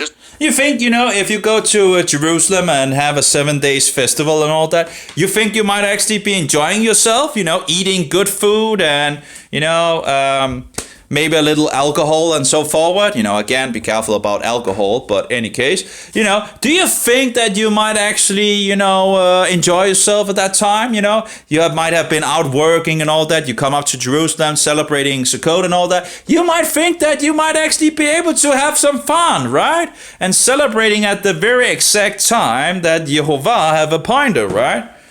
But is there a problem here? Do we, give me a break. And if someone have died in another city or whatever, and you are in Jerusalem or whatever, you probably wouldn't know anyway, because there's no mobile phone, right? So, it's just like you probably will this week. And you better be altogether joyful. That is the command in the Festival of Booths. Now, again, let's make sure that we're clear on this. This is not a command to celebrate Christmas. The point is singular. If you are going to do... I wonder if he's going in the right direction with this. That's but let's see, if he's going to twist it. But yeah, it is a command in regards to celebrating Sukkot. We have permission to enjoy it. Furthermore, we also see in the Festival of Booths, if you are going to celebrate, it also included a little something that if you happen to be a workaholic might cause you to go, you know what, this Christmas, I'm actually going to take off some time. Did you crack that laptop open and start reading your work emails? How is he connecting Sukkot with Christ Mass? I don't get it, One is clearly written in the Torah in regards of the commandments from Jehovah. How do you connect that with Christ Mass? How do you connect it with a pagan religion, pagan celebration? Give me a break. Unless you're a Levite, right? Running part of this thing. I'm stretching these illustrations way too far. Okay, remember, talking about the festival of booze. You rest. First day you rest, last day you rest. Stop it. Stop your working, unless... Yeah, I think that's the first day of Sukkot is a high Sabbath, if I remember correctly. And then you have the last day, which I think is a Sabbath as well. So you're not allowed to work and all that. You're allowed to make food, as I understand it. And in the first 7 days, you sleep, for example, in a booth, you know. Yeah, you pretty much, you know, have a fun time. And yeah, then of course you would have the weekly Sabbath that might also be there, and the weekly Sabbath could be any day of the week pretty much. So you might actually have 3 Sabbaths in the week where you are told to not work, that you're not allowed to work, you know. So anyway. You are a Levite who has to throw this celebration. You need to slow down and take a break. Right? Put it down. Have some time away from your ordinary work. Now, thankfully, our culture still cooperates with us. Most of you get some extra time. Smile at me if you get a little extra time off this week that you didn't get last week. Is that right? So, can you, with that time, recognize a couple things? You're breaking from ordinary work, however much time you get off. Breaking from ordinary work. And even this, let me go a step further, because the word rest means rest. You ought to rest. I still wonder, is he actually promoting this in regards to Christ Mass instead of Sukkot? You know, you have to wonder if no one is sitting there in the audience thinking, you know, you're talking about Sukkot, which we're not keeping. Why are we not keeping it when it's actually written that, you know, this is a commandment? And like, you know, why are you inferring it to Christ Mass? Again, you know, you see it too often in regards of history while these Romanizers try to, you know, put these, you know, arguments out to, oh, why, you know, and then attack the festivals in the Bible. That's typical, and it's disgusting to see, and it's what has been happening for hundreds and hundreds of years. To rest. Oh, I don't understand. You just talked about tiring, expensive, and fattening things I got to do this week. And now you're telling me to rest. I am saying this. It's hard for us to celebrate and to have joy in celebration if what we're doing does not involve some rest. So you have permission to take a little break from what you normally do. Do you plan on doing that for... And when was that, according to the Bible? Is it Sunday? Is it Sunday that is proclaimed that it's a day of rest and all that? Is it Christ Mass? Is it Easter? Is it Halloween? Is it whatever else of these pagan traditions that we are called to have a rest? Oh, no, it's not, right? Isn't it? It's not found in the Bible. It's actually Saturday in regards to the Sabbath, the last day of the week. It's Christ. It's the real Passover. It's the day of weeks. It's the day of trumpets. It's the day of atonement where you actually need to, you know, inflict yourself. And then, you know, and you have his total 10 days, you know, you have from the day of trumpet and to the day of atonement, you have 10 days, you know, but you have 2 high days in regards of the trumpet, and then you have the day of atonement and all that. Again, there might be some instructions in these festivals that we can actually learn things, what is going on in the world, you know. In regards to remembering the past, in regards of Yeshua being the perfect, spotless, sinless Lamb of God and so forward, and in regards of maybe some calculations in time, in regards of when, you know, counting to 50, you know, written in the Bible that we need to count to 50. We don't need to count to 25 or 24 as the pagans' ideas. No, we are to count to 50 according to the Bible. Anyway, let's see if he's going to promote this in regards of Christ Mass, because it seems like that's what he's going to do. Christmas. Now, here's what we've heard in a thoughtful sermon from Mike Fabarez. If you do not like Christmas because it's man-made, you have permission. If you don't like it because it's too commercial, let the world do what they do. It has nothing to do with the celebration of the incarnation of Jesus Christ. Well, it's a pagan tradition. You just said it, you know. Again, it's not defendable. it's a pagan tradition and you cannot find it in the Bible. I don't care what the world does, but it doesn't have anything to do in regards to the Bible. You know, if it hasn't anything to do with the Bible, why would I, as a Christian, keep those traditions? Oh, but it's all about Christ. Really? Really? So that's why all these pagan traditions, you know, that is going back to all these pagan traditions that has nothing to do with the Bible. Oh, yeah. But yet, in regards of the, you know, festivals actually written in the Bible, oh, we can't keep them because that's Judaizing, right? Yeah. It's just incredible. Third, you don't feel like it. If you're going to celebrate, you're going to celebrate. You're going to even rest as a part of it. Now, how? Yeah, and again, we see no commandment in the Bible for these things. So again, why would I take part in pagan traditions? You see the pagans, when you actually talk about the festivals of God, and where you have non-Christians say, oh, it doesn't matter which, you know, what we call it, just like a family meeting or whatever and all that. Yeah, you know, we don't, and then try to actually, well, let's then do the other festivals found in the Bible. You know, if you don't care which we're keeping, if it's just like a family gathering and all of that, well, let's just then keep to, and then no. Then apparently there is a problem, apparently. But they will try to get you to celebrate it's just a family thing, and we don't really this and that, and so they try to make you take part in it, and then you say, well, let's actually go for the real festivals, you know, if it doesn't really matter which day you will, and then there's a problem. Apparently, so it's not, you know, it's deceptive. Satan is trying to try to make you give in. Does that distinguish our Christian celebration from the world celebration? So how, if we are going to do a celebration... Hey! First thing, Christmas has nothing to do with the Bible. It goes back to the Antichrist of the number 666. It's a Roman tradition, you know? Nothing to do with the Bible. Just Roman filthiness as usual, like Easter. You know, it's just incredible. Of the birth of Jesus Christ. How do we do that and have it not just be some whoop-de-doo fest like the world? Have your party.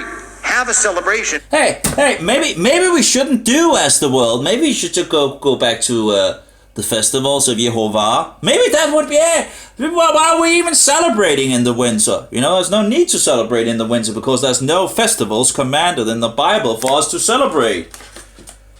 But we do have those written in the Torah, you know, that the world doesn't seem to want to keep, you know. And even professed Christians doesn't want to keep these. They want to hang on to the world as, you know, whatever. Again, we have to be aware there's a lot of Romanizers out there, and so... And bake your cookies and cook your stuff. But here's the thing, you need to have a disciplined mind that comes back and periodically recognizes, I'm doing this in honor of the great thing that happened 2,000 years ago. Before the Lord and to the Lord. And the way to make... Because we can't do that on Sukkot, or we can't do that on Passover, or we can't do that on, you know, the rest of the biblical festivals. Oh, we can't do that, apparently. That's just impossible, but take a pagan tradition and apparently, you know, just put some Christian glimmer on it, and apparently we can do whatever. Yeah. Make that tangible is to actually do the thing that everything that we think of theologically is about, and that is we thank the Lord, right? That's the point. Just like coming out of Egypt. It wasn't we sit there and think, it was amazing that Moses was such a fantastic... Don't do as the pagans. That's a very clear thing that God is instructing his people again and again and again. Don't do as the pagans, you know. We're to be set apart from the world, and yet we still keep on hanging on to pagan traditions. Fantastic leader to get us out of slavery. No, it was God who did this. And God so loved the world that he sent his only son. Whoever believes in him should not perish, have everlasting life. We're celebrating the everlasting life that was accomplished by the incarnation. Right? Wouldn't have happened. Life, death, burial, resurrection of Christ would not have happened without the incarnation. So we celebrate that by doing it before the Lord and to the Lord, and that means we're thankful through the process. Let that be the punctuated reality of your Christmas celebration. So, you going to celebrate Christmas this year? You now have permission. We just need... Now have permission. You have to be bullshitting me. These people are, this is outrageous. You now have permission. Yeah, that's snake oil, What's it called? It's just pretty much, but you are allowed and this and that. Bullshit. Find it to me in the Torah. And then, you attack all these you attack all the festivals found in the Bible and telling people that Judaizers, radicals, extremists, and legalists and all that. And yet, you go so far to promote what is false and pagan. You know it's pagan. You even know it's pagan, and yet, it's like, yeah, it's a pagan tradition and all that. Yeah, but now you have permission. I'll give me a break. Permission? I thought the Bible was the measurement that we have to measure things with, and I don't find Christmas any place in the Bible. I don't find Easter either, with egg-laying rabbits or Satan claws flying around and all the rest of the bullshit that you people are keeping, or Halloween, or and so forward. You have all these. I don't really care about them, and I don't need to know about them in some sense because they're not found in the Bible, and as long as they're not found in the Bible, why would I care about them?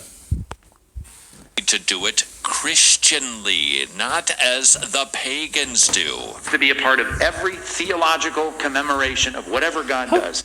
How can you do it? How can you do it in regards not as the pagans do it, like a Christian thing? You mean like a Roman Catholic, seeing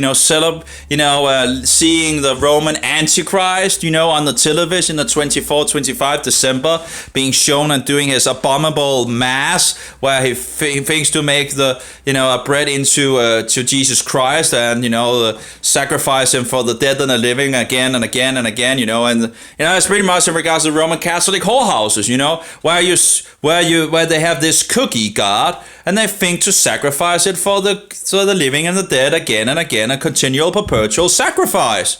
That's bullshit. Jesus died once and for all for the sins of the world. So anyway, it's just incredible. Yeah, promoters. No, yeah. Anyway. Why would anyone promote Christmas? Why wouldn't anyone actually be instructed when they understand, hey, this is a pagan tradition, they're not written in the Bible. Hey, maybe we should turn back to those written in the Bible. Say thank you. Make the connection. The world doesn't get that. They exchange gifts, they have parties, they bake cookies, they put on their nice sweaters. They do all of that and they never thank God. For what? They don't even know. They're just going through a cultural practice. Nothing wrong with the cultural practice. Stop reading and sending me those articles about ditching all of that. Unless it's antithetical to Christ, then don't send me those articles. You just need to look at these practices and say, I want to be thankful in them. Just like the Bible says. You sanctify everything, the Bible says, by prayer and thanksgiving. It says you can even eat and drink to the glory of God. And the Bible doesn't mandate me having lunch today, right? That's just the stuff we do. But you can glorify God in that. How does the Bible say you do that? Paul said to Timothy, with prayer and thanksgiving. So, Mary. And there we go with Paul again. Because every time people go into lawlessness and tries to break down the law of Jehovah, they will use Paul. They run to Paul. Check 2 Timothy 1:15 and Revelation 2:2. And figure out what that says. And you may wonder why all Asia would reject the so-called great apostle Paul. But anyway, on his own words, the congregation in Asia Minor rejected him. And one have to wonder why they would reject him. Maybe because he was a wolf in sheep clothing. Now, of course, that's not very popular to say if you say that. But, go test it yourself. In any case, every time you find people going into lawlessness, they will quote Paul. But Paul says, I don't care what Paul says. I care what Yeshua says. And what Yeshua did, because he is our master and we are to be his disciples. So, yeah, always have other witnesses when you take a doctrine from the letters of Paul. Always have other witnesses outside his letters. For again, you see it again and again and again that people will quote Paul when they, protect their lawlessness. When they protect why they're keeping Christ Mass, Easter, Halloween, or why they're keeping Sunday instead of the Sabbath and all that. They go to Paul. Why it's allowed to eat food sacrificed to false gods or eat unclean food and all that. They go to Paul. Anyway, and so many other things. In any case, what did Jesus warn us about? Wolves in sheep clothing, right? That could, if possible, deceive the elect. Anyway, 2 Timothy 1:15, you can go read that. That's Paul himself saying that all Asia left him. Then you can go to Revelation 2:2, where Yeshua is writing where Yeshua is letting Yohanan write to the 7 congregations in Asia. And one of them is in regards of the congregations of Ephesus, where we know Paul well. We know he taught there for 2 or 3 years according to the New Testament. So you have to wonder why in one of the last letters of Paul, or actually, if not the last letter we have, why he would write that all of the congregations in Asia Minor has left him. As you know, all have rejected me. They have turned away from me. They have they're pretty much, they turned that back to me. They have, anyway. So that's usually, he was a Roman Pharisee.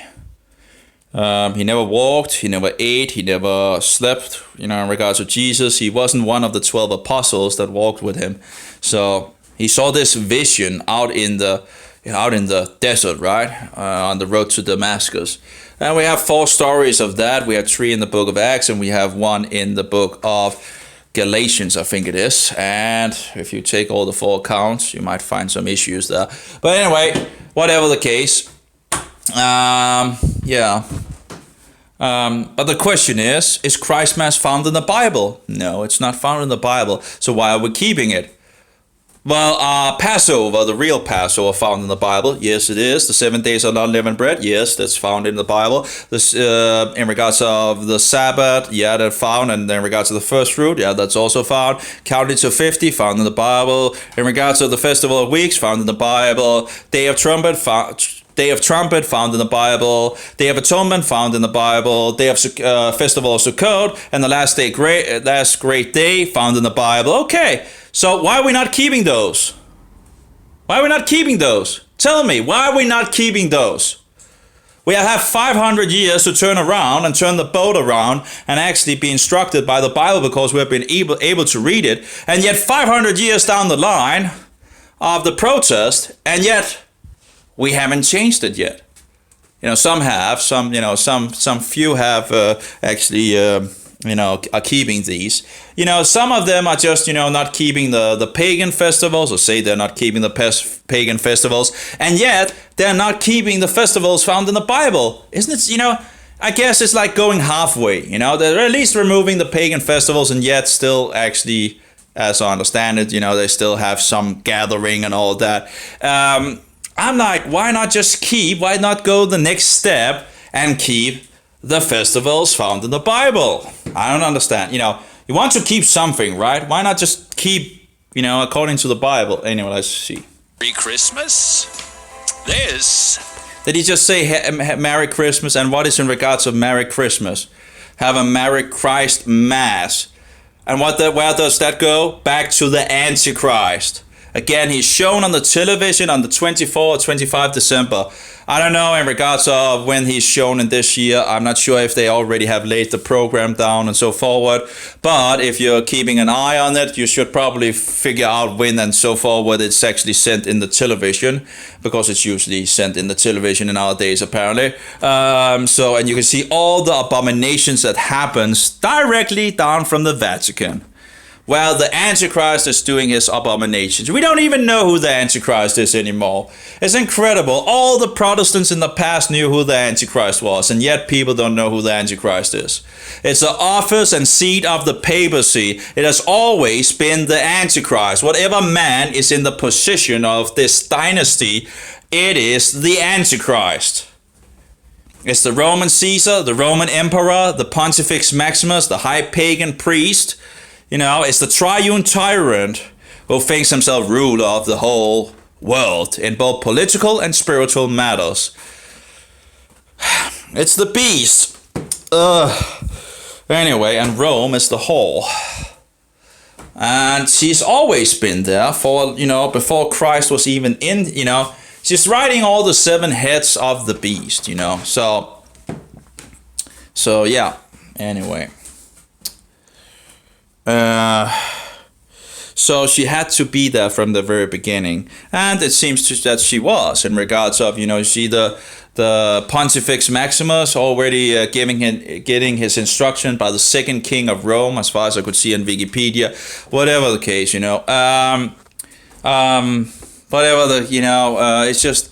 it's incredible.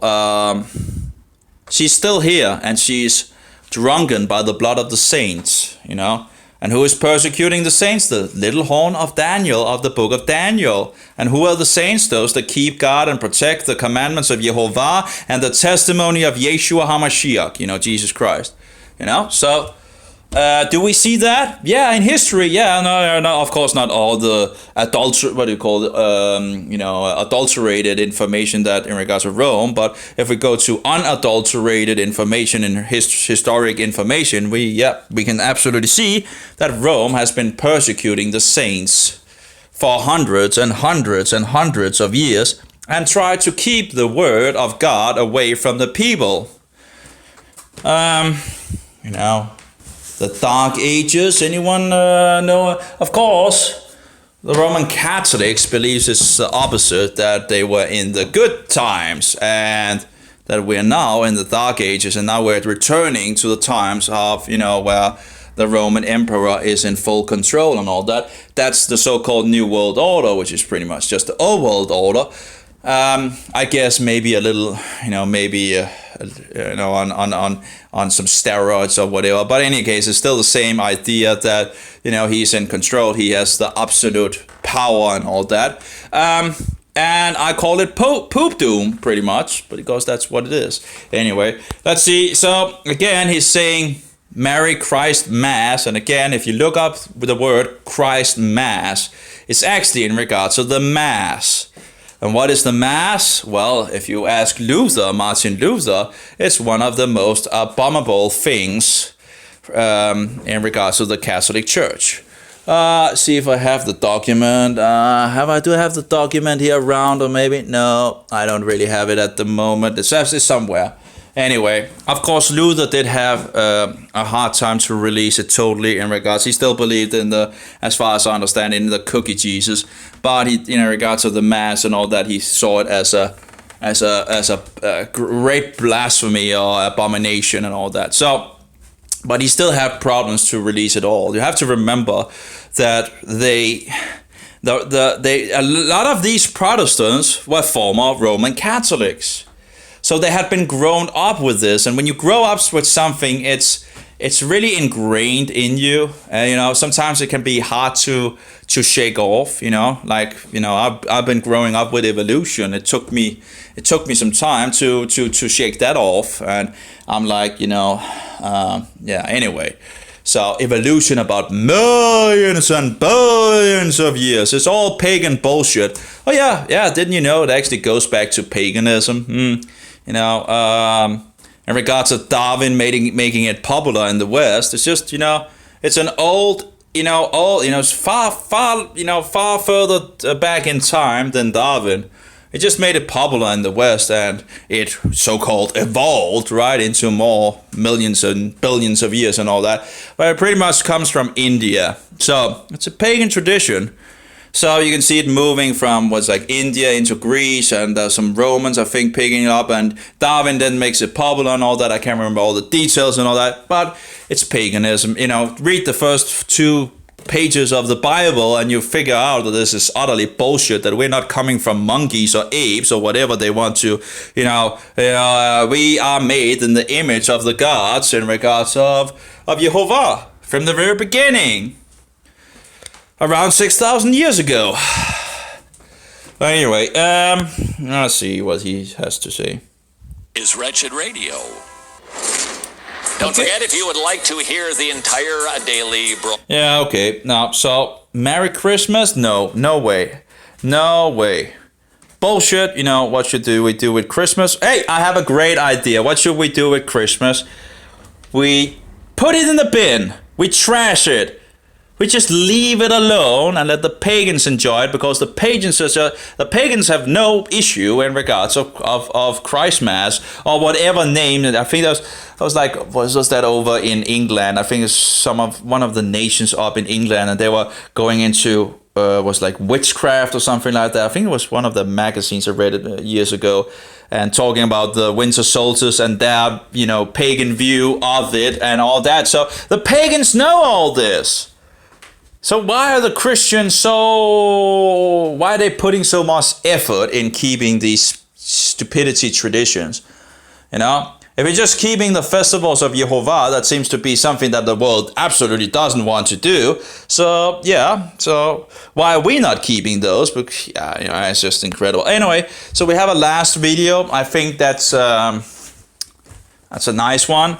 It's a woman and all that. It's in regards to Dr. Phil. So that's also one of these mainstream sources, I guess. But, again, the truth's getting out there, yet they're trying to, what shall we say, mock her or something like that. It's just, again, we see Satan working, trying to get people into these, she has found out in regards to the truth, and yet the world won't accept her stance, and her family don't want to accept it and all that. Let's see here.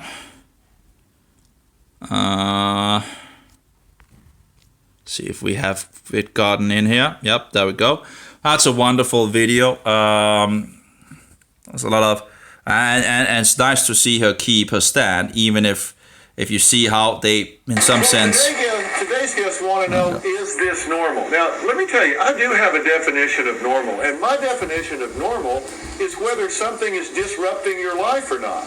That's how you tell if something's normal. If it's not disrupting your life, then it's not really abnormal, if it's working for you. Now, Shalita wrote to me because she refuses to celebrate the holidays, any holidays. Now, several years ago, she decided that they were just excuses to spend money. She doesn't understand why her family just won't accept her choice. Dear Dr. Phil, my family is so mad at me about my views on certain holidays. I am tired of defending my stance on not celebrating Christmas, Easter, Thanksgiving, Valentine's Day, and Halloween to my family, especially my sister Akia. 8 years ago, I realized the truth behind these hell days, and now my family ridicules me about my choice not to celebrate or let my 6-year-old daughter celebrate either. First of all, according to my research, Christmas is a pagan holiday. Jesus wasn't even born on the 25th of December. Easter is another pagan holiday. Thanksgiving? Great. Let's celebrate the slaughter of Native Americans. Valentine's Day is a purely sexual holiday, and Halloween is worshiping the dead. Christ would really appreciate that. I have no problem with documenting holidays like Hanukkah, but these other make me sick. I get sick to my stomach when in regards of Hanukkah, I wouldn't keep Hanukkah either. Hanukkah, again, is a second Sukkot. That was in regards to the Maccabeans, in regards, the first and second, I think there's actually one more in regards to the Maccabeans and all that. And the thing is, they have a fight in regards to the Greeks and all that, and they refixes the temple, and the thing is, they over... in regards of Sukkot, they the time of Sukkot was done, and yet they wanted to keep Sukkot, so they kept the festival, later on. So it was like a second Sukkot in the beginning, which is not written in the Bible that you're allowed to do that, but they did that. And later on, second Sukkot evolved into what we now know as Hanukkah, and I wouldn't keep it either. And the thing is, a lot of people finding out that Christmas is pagan end up going to Hanukkah instead. And it's just, as far as I can see, it's just, both of them should be trashed, It's like going from crap to crap in some sense, It's just going from one, fallacy to another fallacy. They have these like where they have like 9 candle lights and all that, and they have the middle and in regards of the shemesh, whatever. But anyway, how many candles are there on the menorah? 7. That's not 9. That's 7. And you see all this, and this is Jewish tradition. It's not found in the Bible. Okay, so. It's not written in the Torah. We always, the Torah is the foundation of it all. That's where we find the instructions, and we're told not to add or take away and so forward. So Purim is another tradition that the Jews are keeping that... let's see, maybe I said something wrong because it's Purim where they actually dress out, not Hanukkah, sorry, my bad. I think I said that at some point. Was this video? Anyway, this is Purim where they dress out and in regards to dressing out. But that was already, if you go back, you can see the Jewish sages, the Jewish, leaders of that day in regards of this celebration. They were actually questioning this. Isn't this actually adding to the Bible and so forward? So they had a lot of issues in regards of this that I remember reading about. But in any case, Purim is not found in the Torah. Why can't we just go back to the festivals of the Torah? This is the foundation. This is the things that God instructed us to do first and foremost. Let's go back to that. Why is that so hard? Why is anyway, I did have some material in regards of Hanukkah as well. Some 20 pages where, they talk about how it came about and all that. I got from someone that was deleted from Facebook or deleted from the group in regards of, because we're trying to figure, in regards of many years ago, trying to figure out this and that. And this woman, I think it was a woman, or this person in any case, was talking about Hanukkah and the things and the origin of it and all that. And she was pretty much just kicked out of the group and her messages deleted and all that. And she was the person was so nicely to write me and send some documentation that I read. I think she actually had 2 things, or the person had 2 things to send me, but I only got to read one of them. And anyway, but that was some 20 pages where, with information gathered around. So, Hanukkah is not found in the Torah. So again, I wouldn't keep it. And then we'll say, well, Yeshua kept Hanukkah. It doesn't say he kept Hanukkah. It says he was in regards of at the temple in regards to the time of the Hanukkah. I can't remember the exact phrase and all that. It doesn't say he's celebrating Hanukkah. It just says he was already there, if I remember correctly. So he was already there, and then it's just in regards to the time of Hanukkah. And this episode is happening, so they're just writing it down so we know when it was, in regards to... So... It doesn't say he was celebrating Hanukkah at all, just say he was there, in regards to Jerusalem, So anyway, I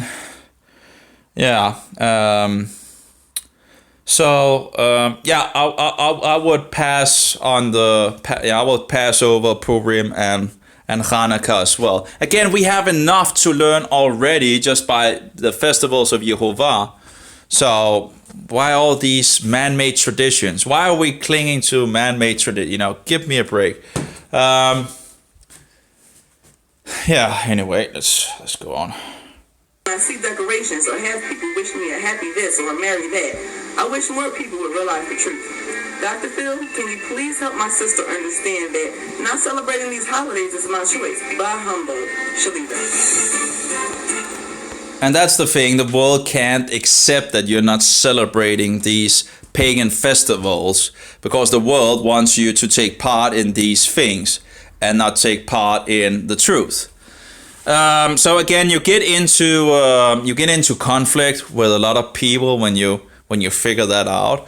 In some sense, your enemies is in your household in some sense. As Yeshua talked about, because when you begin to know about the truth, you want to go in one direction and they still being in, they want to go in another direction. So you begin to have conflicts in regards to these things. Because when you find out something is pagan and not written in the Bible, you want to go in the right direction of truth, right? and they want to still continue with these traditions of vanity, and thereby you get into a conflict, right? All right, now we have Shalita's sister, Akia, on the phone, and she totally disagrees with her sister's views. Okay, so what do you think's going on here? I'm going to ask you in a minute, but tell me what you think's going on here. I think she's just cheap because if you buy her a gift, she'll accept it. If she was so into not being celebrating Christmas, she would turn it down, or she would tell me no. My daughter can't come over your house to spend the pagan holiday with you. No, I'm broke. I'm not cheap. And if I had the money and I celebrated it, I would buy gifts. But even if I had $1 million, because I don't celebrate Christmas, I'm not going to buy anybody anything, including my daughter. If you're so big on not celebrating, then why do you let her come over to my house to celebrate it? It was one day. It was one day, one time, because you asked me and asked me and asked me, and I felt bad, so I let her go there. Yeah, that's one of the things that you can feel, I fell, one of the times I fell into the trap of, and this and that, and blah, blah, blah, and what do you call it, using the card to really, really make you feel bad of actually not keeping this pagan tradition. And I had one time where I fell in, and it was just pretty much horrible, I guess, for both, for both. I don't know, but in any case, it so you really get into a conflict when you begin to figure out wait, this is actually pagan. You get into a conflict because yes. So I understand what she's actually in regards of having given up maybe in regards of being pressured. Yeah, it's feeling like you're pressured, and you begin to they're trying to make you feel bad. So again, you have to be aware that these but you shouldn't really feel bad, should you? Because you are doing what is right. And you're telling them, hey, this is pagan. Yeah, we know it's pagan. Well, I didn't know that. Why are we then keeping it? Oh, well, it's so cozy and this and that. No, blah, blah, blah. Whatever. Hey, I don't want to take part in this bullshit, okay? All the lies and deceptions we're telling the children and all that rest, eating unclean animals, which is usually the thing, right? Pigs are being, unclean pig, and shrimps or, who knows, in regards of crabs and lobsters and all the... Anyway, a lot of, unclean meat. Usually in Denmark, we pretty much, it's pig.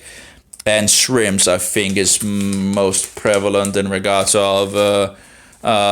any case, it doesn't really...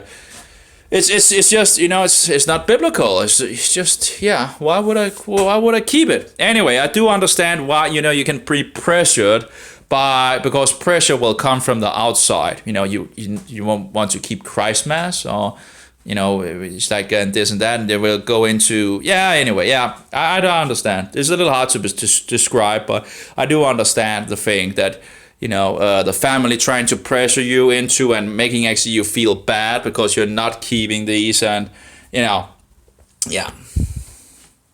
One time. She's coming again this Christmas. You don't know that. What's your problem with holidays, for example? You said you got your daughter and you told her the truth. Yes. About Christmas. And my nephews and all other small children. You told the other family members' children too. You got in between other children and their parents. They asked me. And so what is... Yeah. So what's so wrong with the truth? It's like when you're telling the truth, you become the bad guy, or in this case, the bad woman.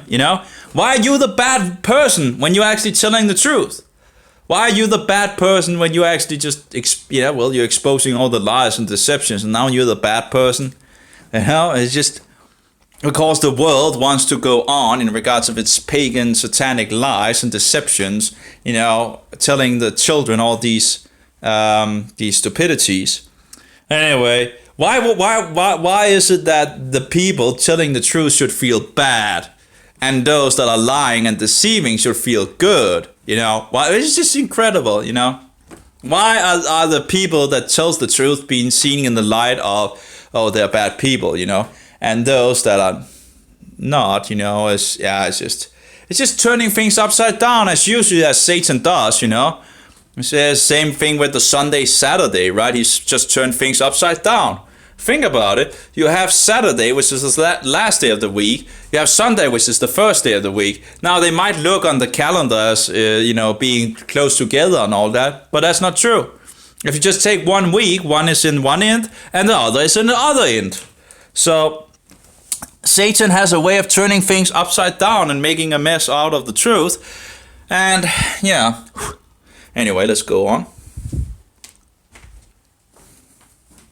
The truth. Well, okay, I did some research on these holidays, and I found out that Christmas has nothing to do with Christ at all. It's all about the worshiping of the sun god. During the time when Constantine was converting pagans into Christians, the pagans didn't want to let go of their celebration. So what they did to compromise was they married the two. They took pagan festivals and Christian doctrine and put them together. That was in the 4th century. But it doesn't matter, because if we lived... There we go again with Satan coming around. Oh, but that was in the 4th century. Oh, then it's all right then, okay. Yeah, it happens in the 4th century, so now it's okay. Like time makes it better. Like, oh yeah, there's 1600 years since that, so it doesn't matter anymore. You kidding me? On the 4th century, and we call ourselves Christians like the early Christians did, we would not have celebrated it. Let me tell you what I think the truth is about Christmas.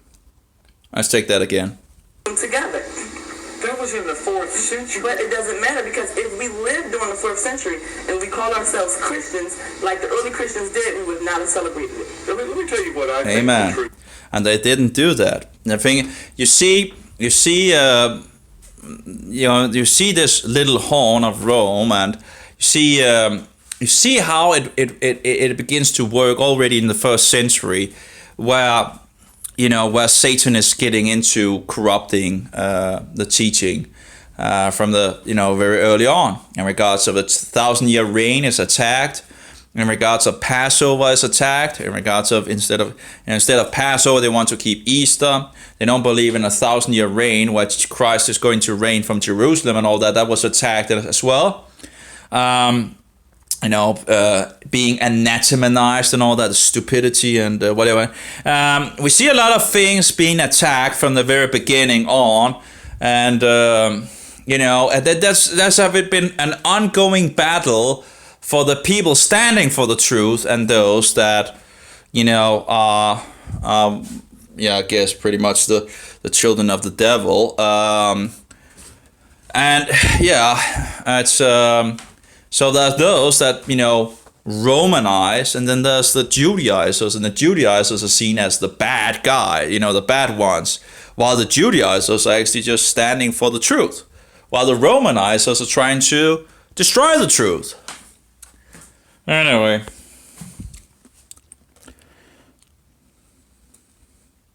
Let's go on. I'll see if we can get it on. Is about Christmas. Do I think it's about a fat man running around the world dropping off toys? No, I got that busted for me last year, I think.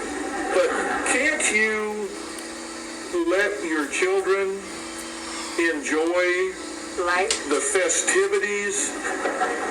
No, because if you know something is not true, why would you have your children take part in something you know is a lie? Yeah, it's pretty easy to, why not instruct your children in the truth? Why is that wrong to instruct your children in the truth and get them away from all the lies and deceptions of the world? Why is that seen as such a bad thing, Get away from me, it's like pretty much.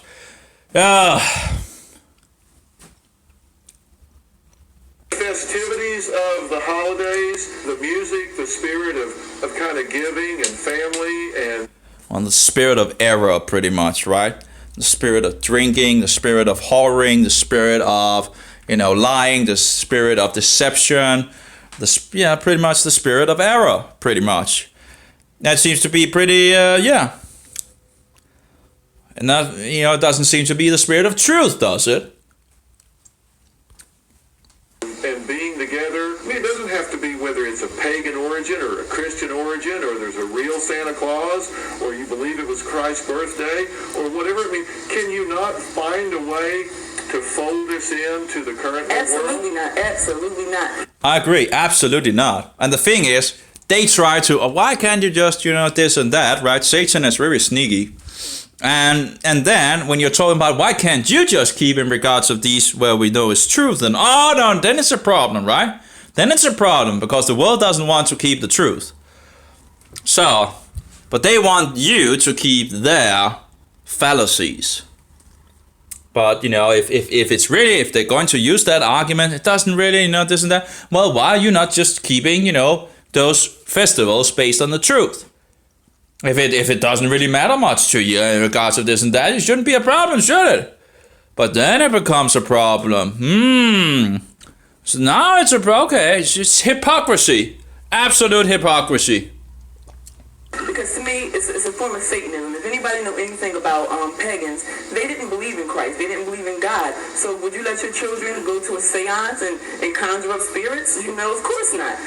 You hate Valentine's Day. Yes, that's another pagan holiday. I mean, it's as simple as going to your Encyclopedia Britannica, looking up Valentine's Day, and it'll tell you everything. This is not my opinion. These are facts.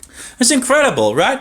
People are sitting there, and I do wonder there must be someone in the audience or someone out there that is listening to this that is actually saying to themselves, maybe I actually should open a lexicon and actually look it up and just instead of just, we have problems in regards to the battery, so we might be ending. But again, maybe just check up in the lexicon. Maybe look into if what she's saying is correct. And yet she's, this is incredible. How hard is it to look up in a lexicon? How hard? Maybe you can actually just say, okay, Google or whatever people have in regards of starting a search and saying, is Christmas a pagan tradition or whatever? And I don't know if you get some good results on that, but or in regards to the pagan New Year of Janus, or in regards of Easter, or in regards of Halloween and or whatever, and all these rest of these bullshit traditions and all that.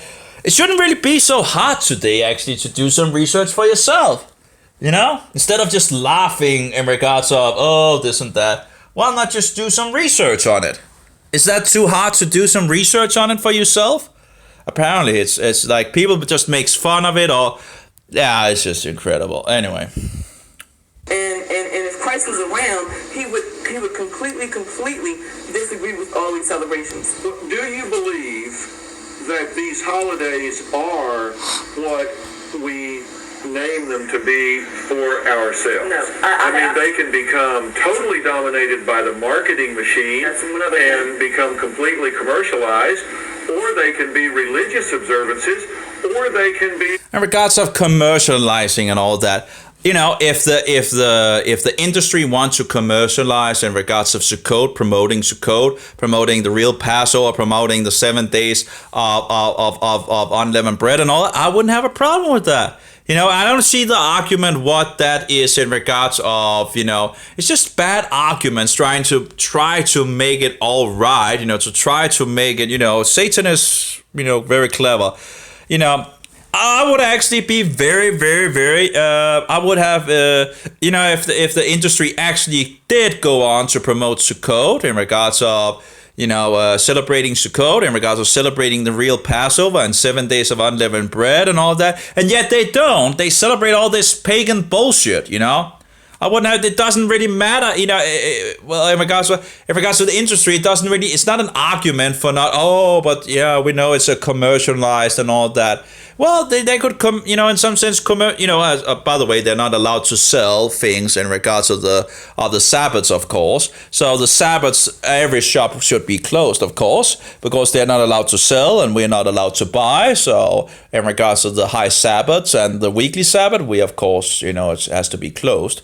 Anyway, but besides that, they can have open and they can sell in regards to Sukkot and all that. You have Jewish shops, right, doing exactly that. There's no problem in regards of shops. Actually, it's just bad arguments. I think it's just these trials to try to it's just demonic.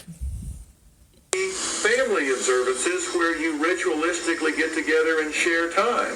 It doesn't have to be it doesn't have to be one definition or this definition or this definition. I don't believe in like over commercializing Christmas. I don't believe that it has to be. And again, it doesn't have to be this or that. Or, okay, then try to get the pagans to celebrate the festivals found in the Bible and see how they will, oh, we can't have that. We can't have that. And then you say it was just, just a gathering, you don't really care about, the Christmas and all that. It's just a gathering, and you're trying to get me to actually keep it just, because it doesn't really matter in regards of being Christmas and all that. It's just a gathering with the family and all that. I'm like, well, let's then do it when in regards to the festivals of the Bible. Oh, no, we can't do that. Wait. What? Didn't you say it didn't really matter in regards? Apparently it does matter, So it's hypocrisy. It's just a religious observance. I think there are a lot of different ways that we can define these for ourselves. Well, but it is a religious observance, and I like to say that you can't turn pus into pudding. You can't change something into a good thing because it was never intended that way. Okay, let me ask you this: if I get together with my family this Christmas, if my 82-year-old mother comes here and spends the holidays with us, and our children who are grown and outside the home come and spend rare time with their parents, and we have a nice meal and watch football games, you're saying that's a pus-filled holiday? Yes. I think that those who understand the true meaning of Christmas and continue to do it, your soul's going to be judged.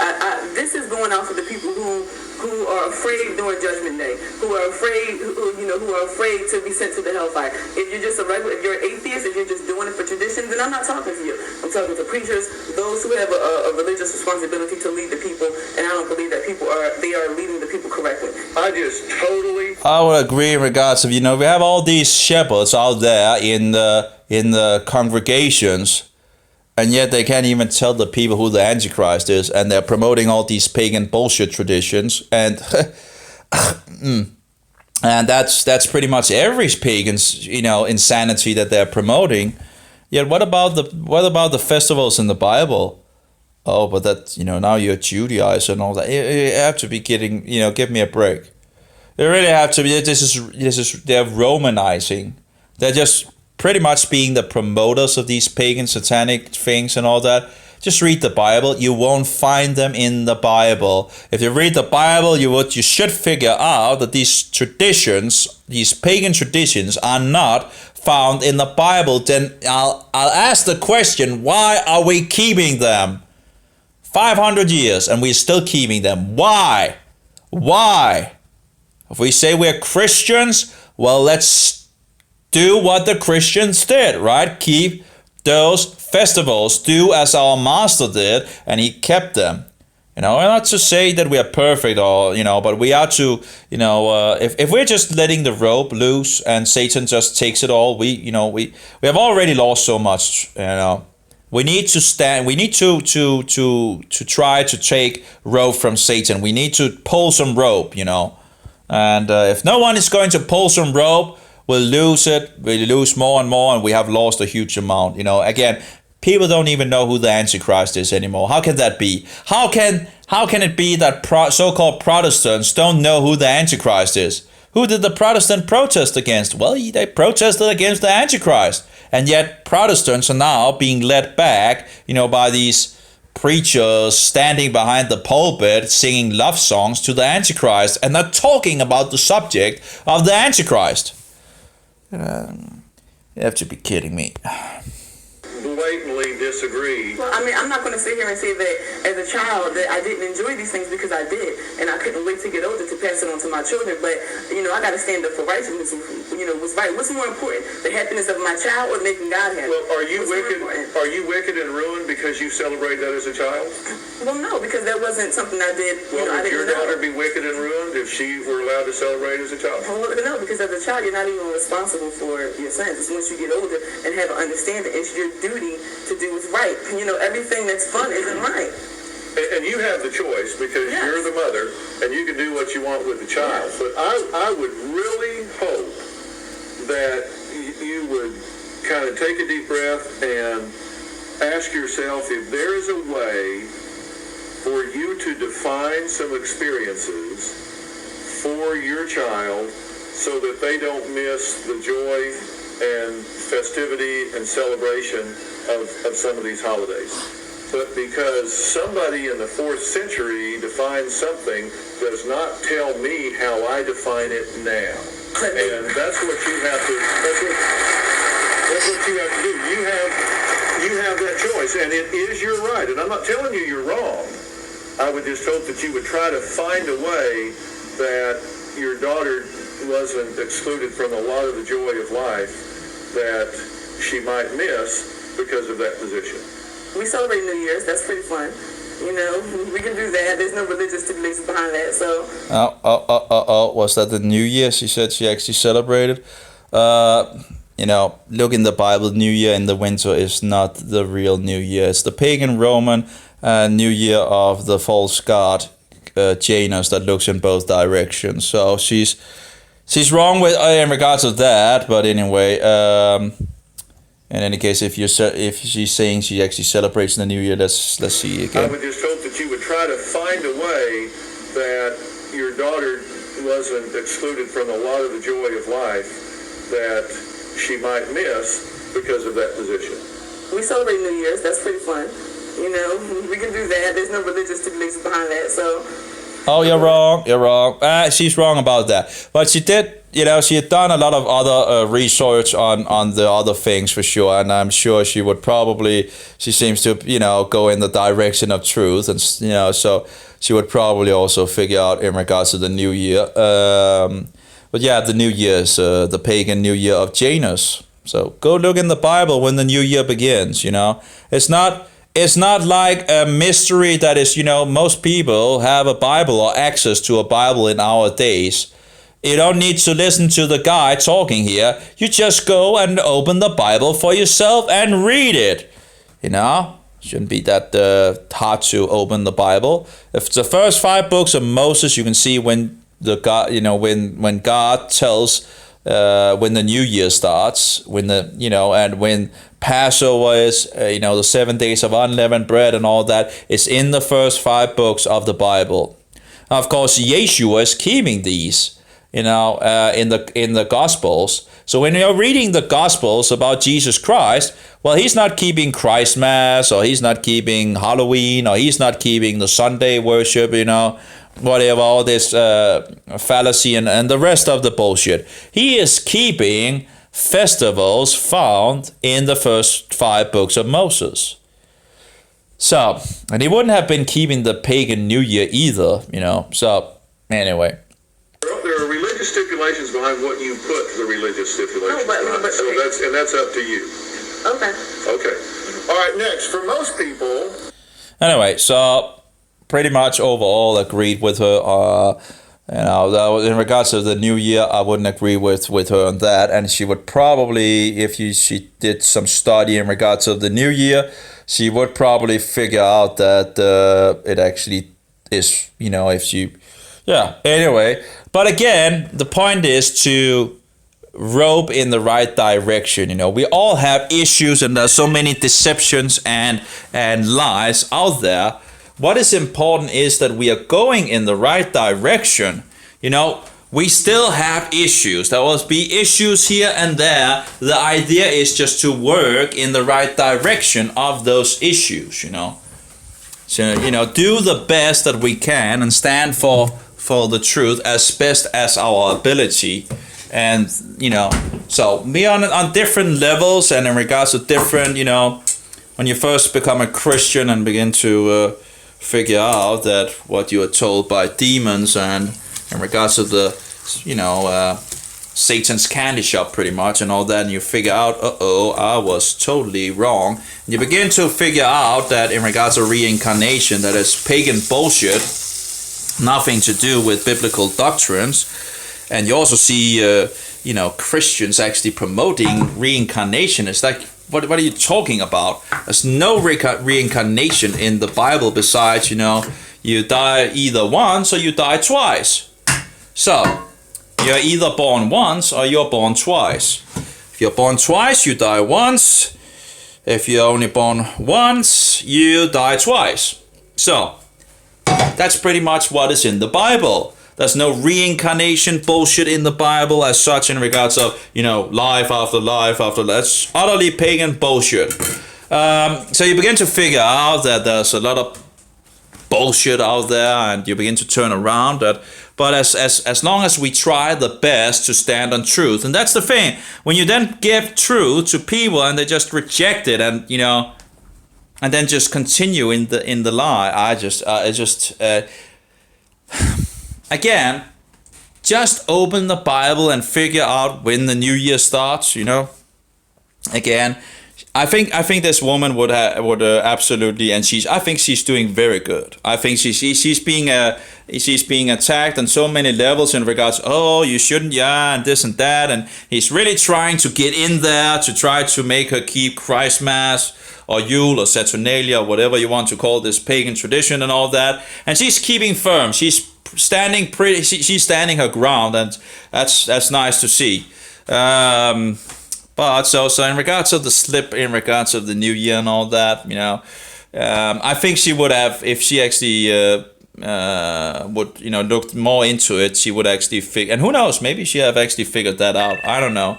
And we are really close on power, so I guess I should stop it. Well, we went a little along here and there, and if you want to do more research on it, because some people actually want to do that to figure out what is actually, you can of course do your own research and look deeper into it and figure out if I'm telling you lies or deceptions or whatever. And of course, reading the Bible, figuring out what is actually in the Bible. So what is the festivals found in the Bible? Let's just go over the festivals found in the Bible this year. Okay, it starts we have the New Year. It doesn't say anything in regards of celebrating the New Year and so forth. I'm going with, from memory and all that. So if I make a mistake, and you figure out there's a mistake, just correct it and all that. Just trying the best that I can. So you have the New Year, which is in spring, okay? It's in the spring. Now, in the first month, which is the moon, it follows the moon. When you have a sliver of the moon, it's the beginning of the month. When you have the full moon, it's in the middle of the month, okay? So you can follow the month where you are in the month by following the moon in the calendar of God, okay? So, anyway, so you have the New Year, and then on the 10th, the Passover lamb is taking into Jerusalem and all that, inspected for 4 days. On the 14th of Aviv, that's the name of the first month, it's also named Nisan, but Nisan comes from, if I remember correctly, in regards of Babylon. So Aviv would be the word that is called in the Torah. So anyway, so Aviv, so that's the first month of the year. So on the 14th, the Passover lamb is slain. That would be before sunset. And on the 15th, it's eaten. That's after the sunset. And that is the first, the day begins at sunset. So you have the 15th, and then it's the first day of unleavened bread. But it's also Passover. So it's a high Sabbath. It's one of these high Sabbaths in the year that is not the weekly Sabbath, in regards to Saturday. Or actually from Friday sunset to Saturday sunset in regards of being totally exact. But anyway, so you have the first day of unleavened bread, which is also in regards of Passover. Now, of course, the Passover is also the lamb. The lamb is the Passover, but you're eating the Passover on the 15th, which is also called Passover. It can be a little confusing but anyway, that's also the first day of unleavened bread, where you only eat unleavened bread. Now, then you have 7 days of unleavened bread, 1, 2, 3, 4, 5, 6, 7, okay? And the first day is a high Sabbath, and then when the weekly Sabbath is there, the natural weekly Sabbath that's there each week, when that is on, the next day is the day of first fruit. And you count from that day until Shavuot, in regards of the Festival of Weeks. and you count 50, okay? 7 Sabbaths and the day after the 7 Sabbaths, okay? So that's 50. You count to 50. We're told to count to 50. Anyway, so, but still, you have the last day of the unleavened bread. That's a high day, if I remember correctly. So you have 2 high days already there. I can't actually remember if first fruit. I don't think that's a high day. I think it's the first and the last in regards of. Again, I'm still learning, so doing the best that I can. So, but anyway, so we have, that's the first part of the festivals, okay? So, so after the 7 days of unleavened bread, you're still counting to the day of Shavuot, which is in regards to the days, the festival of weeks. And when you get to that point, you celebrate that. That's a high Sabbath. And that is actually on the first day of the week. That would be Sunday. Any case, then we have that would be the spring festivals, in the spring. Then we have the fall festivals, and that would be it starts out with the day no one knows in regards of the day of trumpet, and then you have that's the first day, and you have 10 days in total, and the last day. And that's the high Sabbath, by the way. The beginning day is a high Sabbath, where you're not allowed to work and all that. And then you have the last day. That's the Day of Atonement. That's where you inflict yourself and all that. So, I guess a day of sorrow and inflicting yourself, like fasting and so forth. And then it's a high Sabbath as well in regards of, not to do work and all that. And then you have Sukkot, which is the festival of booths. And the first day is a high Sabbath, if I remember correctly. And I think it's the last great day that's also a Sabbath, a high Sabbath. So, and then, of course, if the weekly Sabbath is there as well, you still keep the weekly Sabbath and so forward. But anyway, that's 8 days in total. You have 7 days in regards to the booth thing, sleeping in the booth, eating in the booth and all that. Having this thing, and or a tent or whatever, that you outside, whatever. And then on the 8th day, you have the last great day. So, the last great day. And that's pretty much the festivals found in the Bible. That is found in the Torah, in the law of Moses. And hopefully I didn't make too many mistakes. I think that's pretty good, pretty solid. But, go look in the Bible and verify it. And see if you can find any of the festivals that is pagan. And see if you can find those that I just mentioned in the Bible. So, anyway, that's pretty much it. I don't have much more. I'm just tired of all these things. We have to someone have to start to turn the boat, right? Just this is wrong. This is absolutely wrong that we are still keeping these pagan traditions. This is absolutely wrong. I think the whole nation should keep these festivals of God. I think we should keep it according to the biblical calendar instead of the Roman calendar. In regards to when the new year actually starts and begins. We might not be perfect, but at least let us try. To show God that we are trying to our best ability. And we might not be perfect in regards of, but there's still conflict in some of things here and there and so forward. In regards of, for example, when to start when people are looking into the land and so forward, in regards of calibrating the calendar of the Bible in regards to the land of Israel and so forward, there's still some conflicts in regards to that. There's more and more people actually getting into this, and it's very nice, and fixing information and all that. So, but that was like a month of differences between I guess mostly Christians and in regards to the Jews.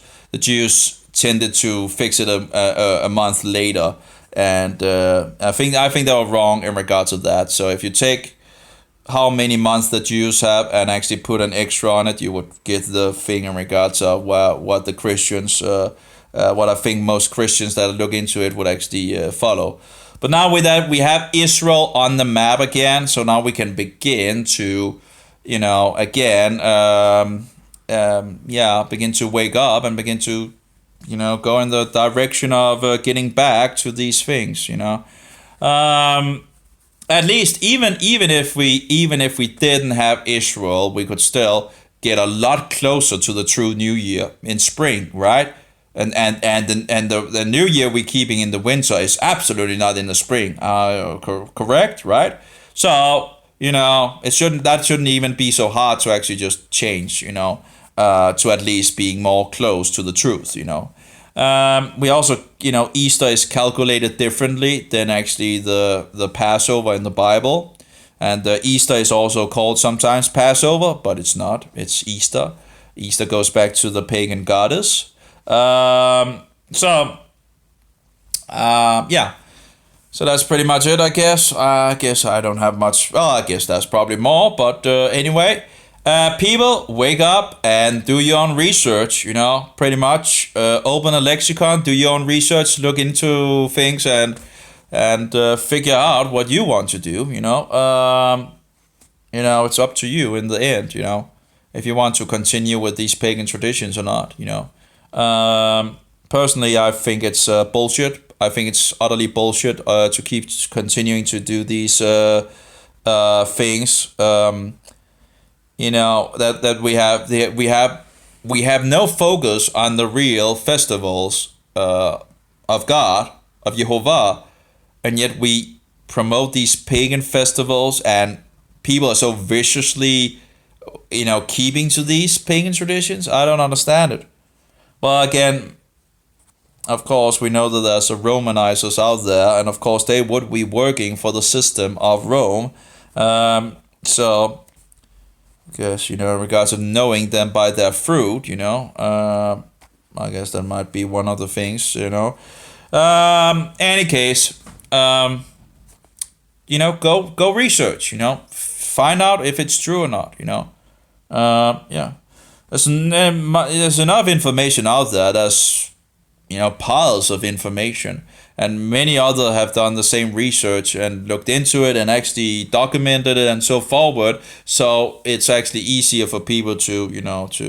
But you can find it at like mainstream lexicons. Just open a lexicon and look it up in regards to Passover or Easter or, New Year, in regards of course, that would be in regards to Denmark, in regards of, we made, by man-made decree, when we joined the Roman European Union, we changed the 7th day to the 6th day and the first day to the last day of the week in 1973. So it's not even that long ago. And now all the people in Denmark seems to believe, well, at least, I guess, most of the people at least, I guess the Seventh-day Adventists might actually know that it's but they have other issues. But anyway, that's at least they know who the Antichrist is and so forward. But anyway, but we shouldn't get too. But anyway, most of the people in Denmark pretty much believe that Sunday is the last day of the week. It's just not true. It's just because you do it in regards of a man-made decree doesn't change God's law, And anyway, I think that's all for me. May Jehovah bless you, and may Yeshua be a most precious pearl, and may the Holy Spirit, the Spirit of truth, be in us all. Amen. And don't let go of him, because Satan will try to take him from you. So, it is the most important in regards of believing, in regards of Yeshua who died for the sins of the world, the living bread that came from the heavens, who was broken and his wine poured out for the sins of the world. The Passover lamb, that is, of course, that's what it's all about. But, I don't think we should, again, the closer we can get to the Bible and instruct in the truth, the harder it is for Satan to deceive us, and lead us astray. So, anyway, that's all for me. Have a good one. Shalom, as they say in Hebrew. And It's nearly 3 hours.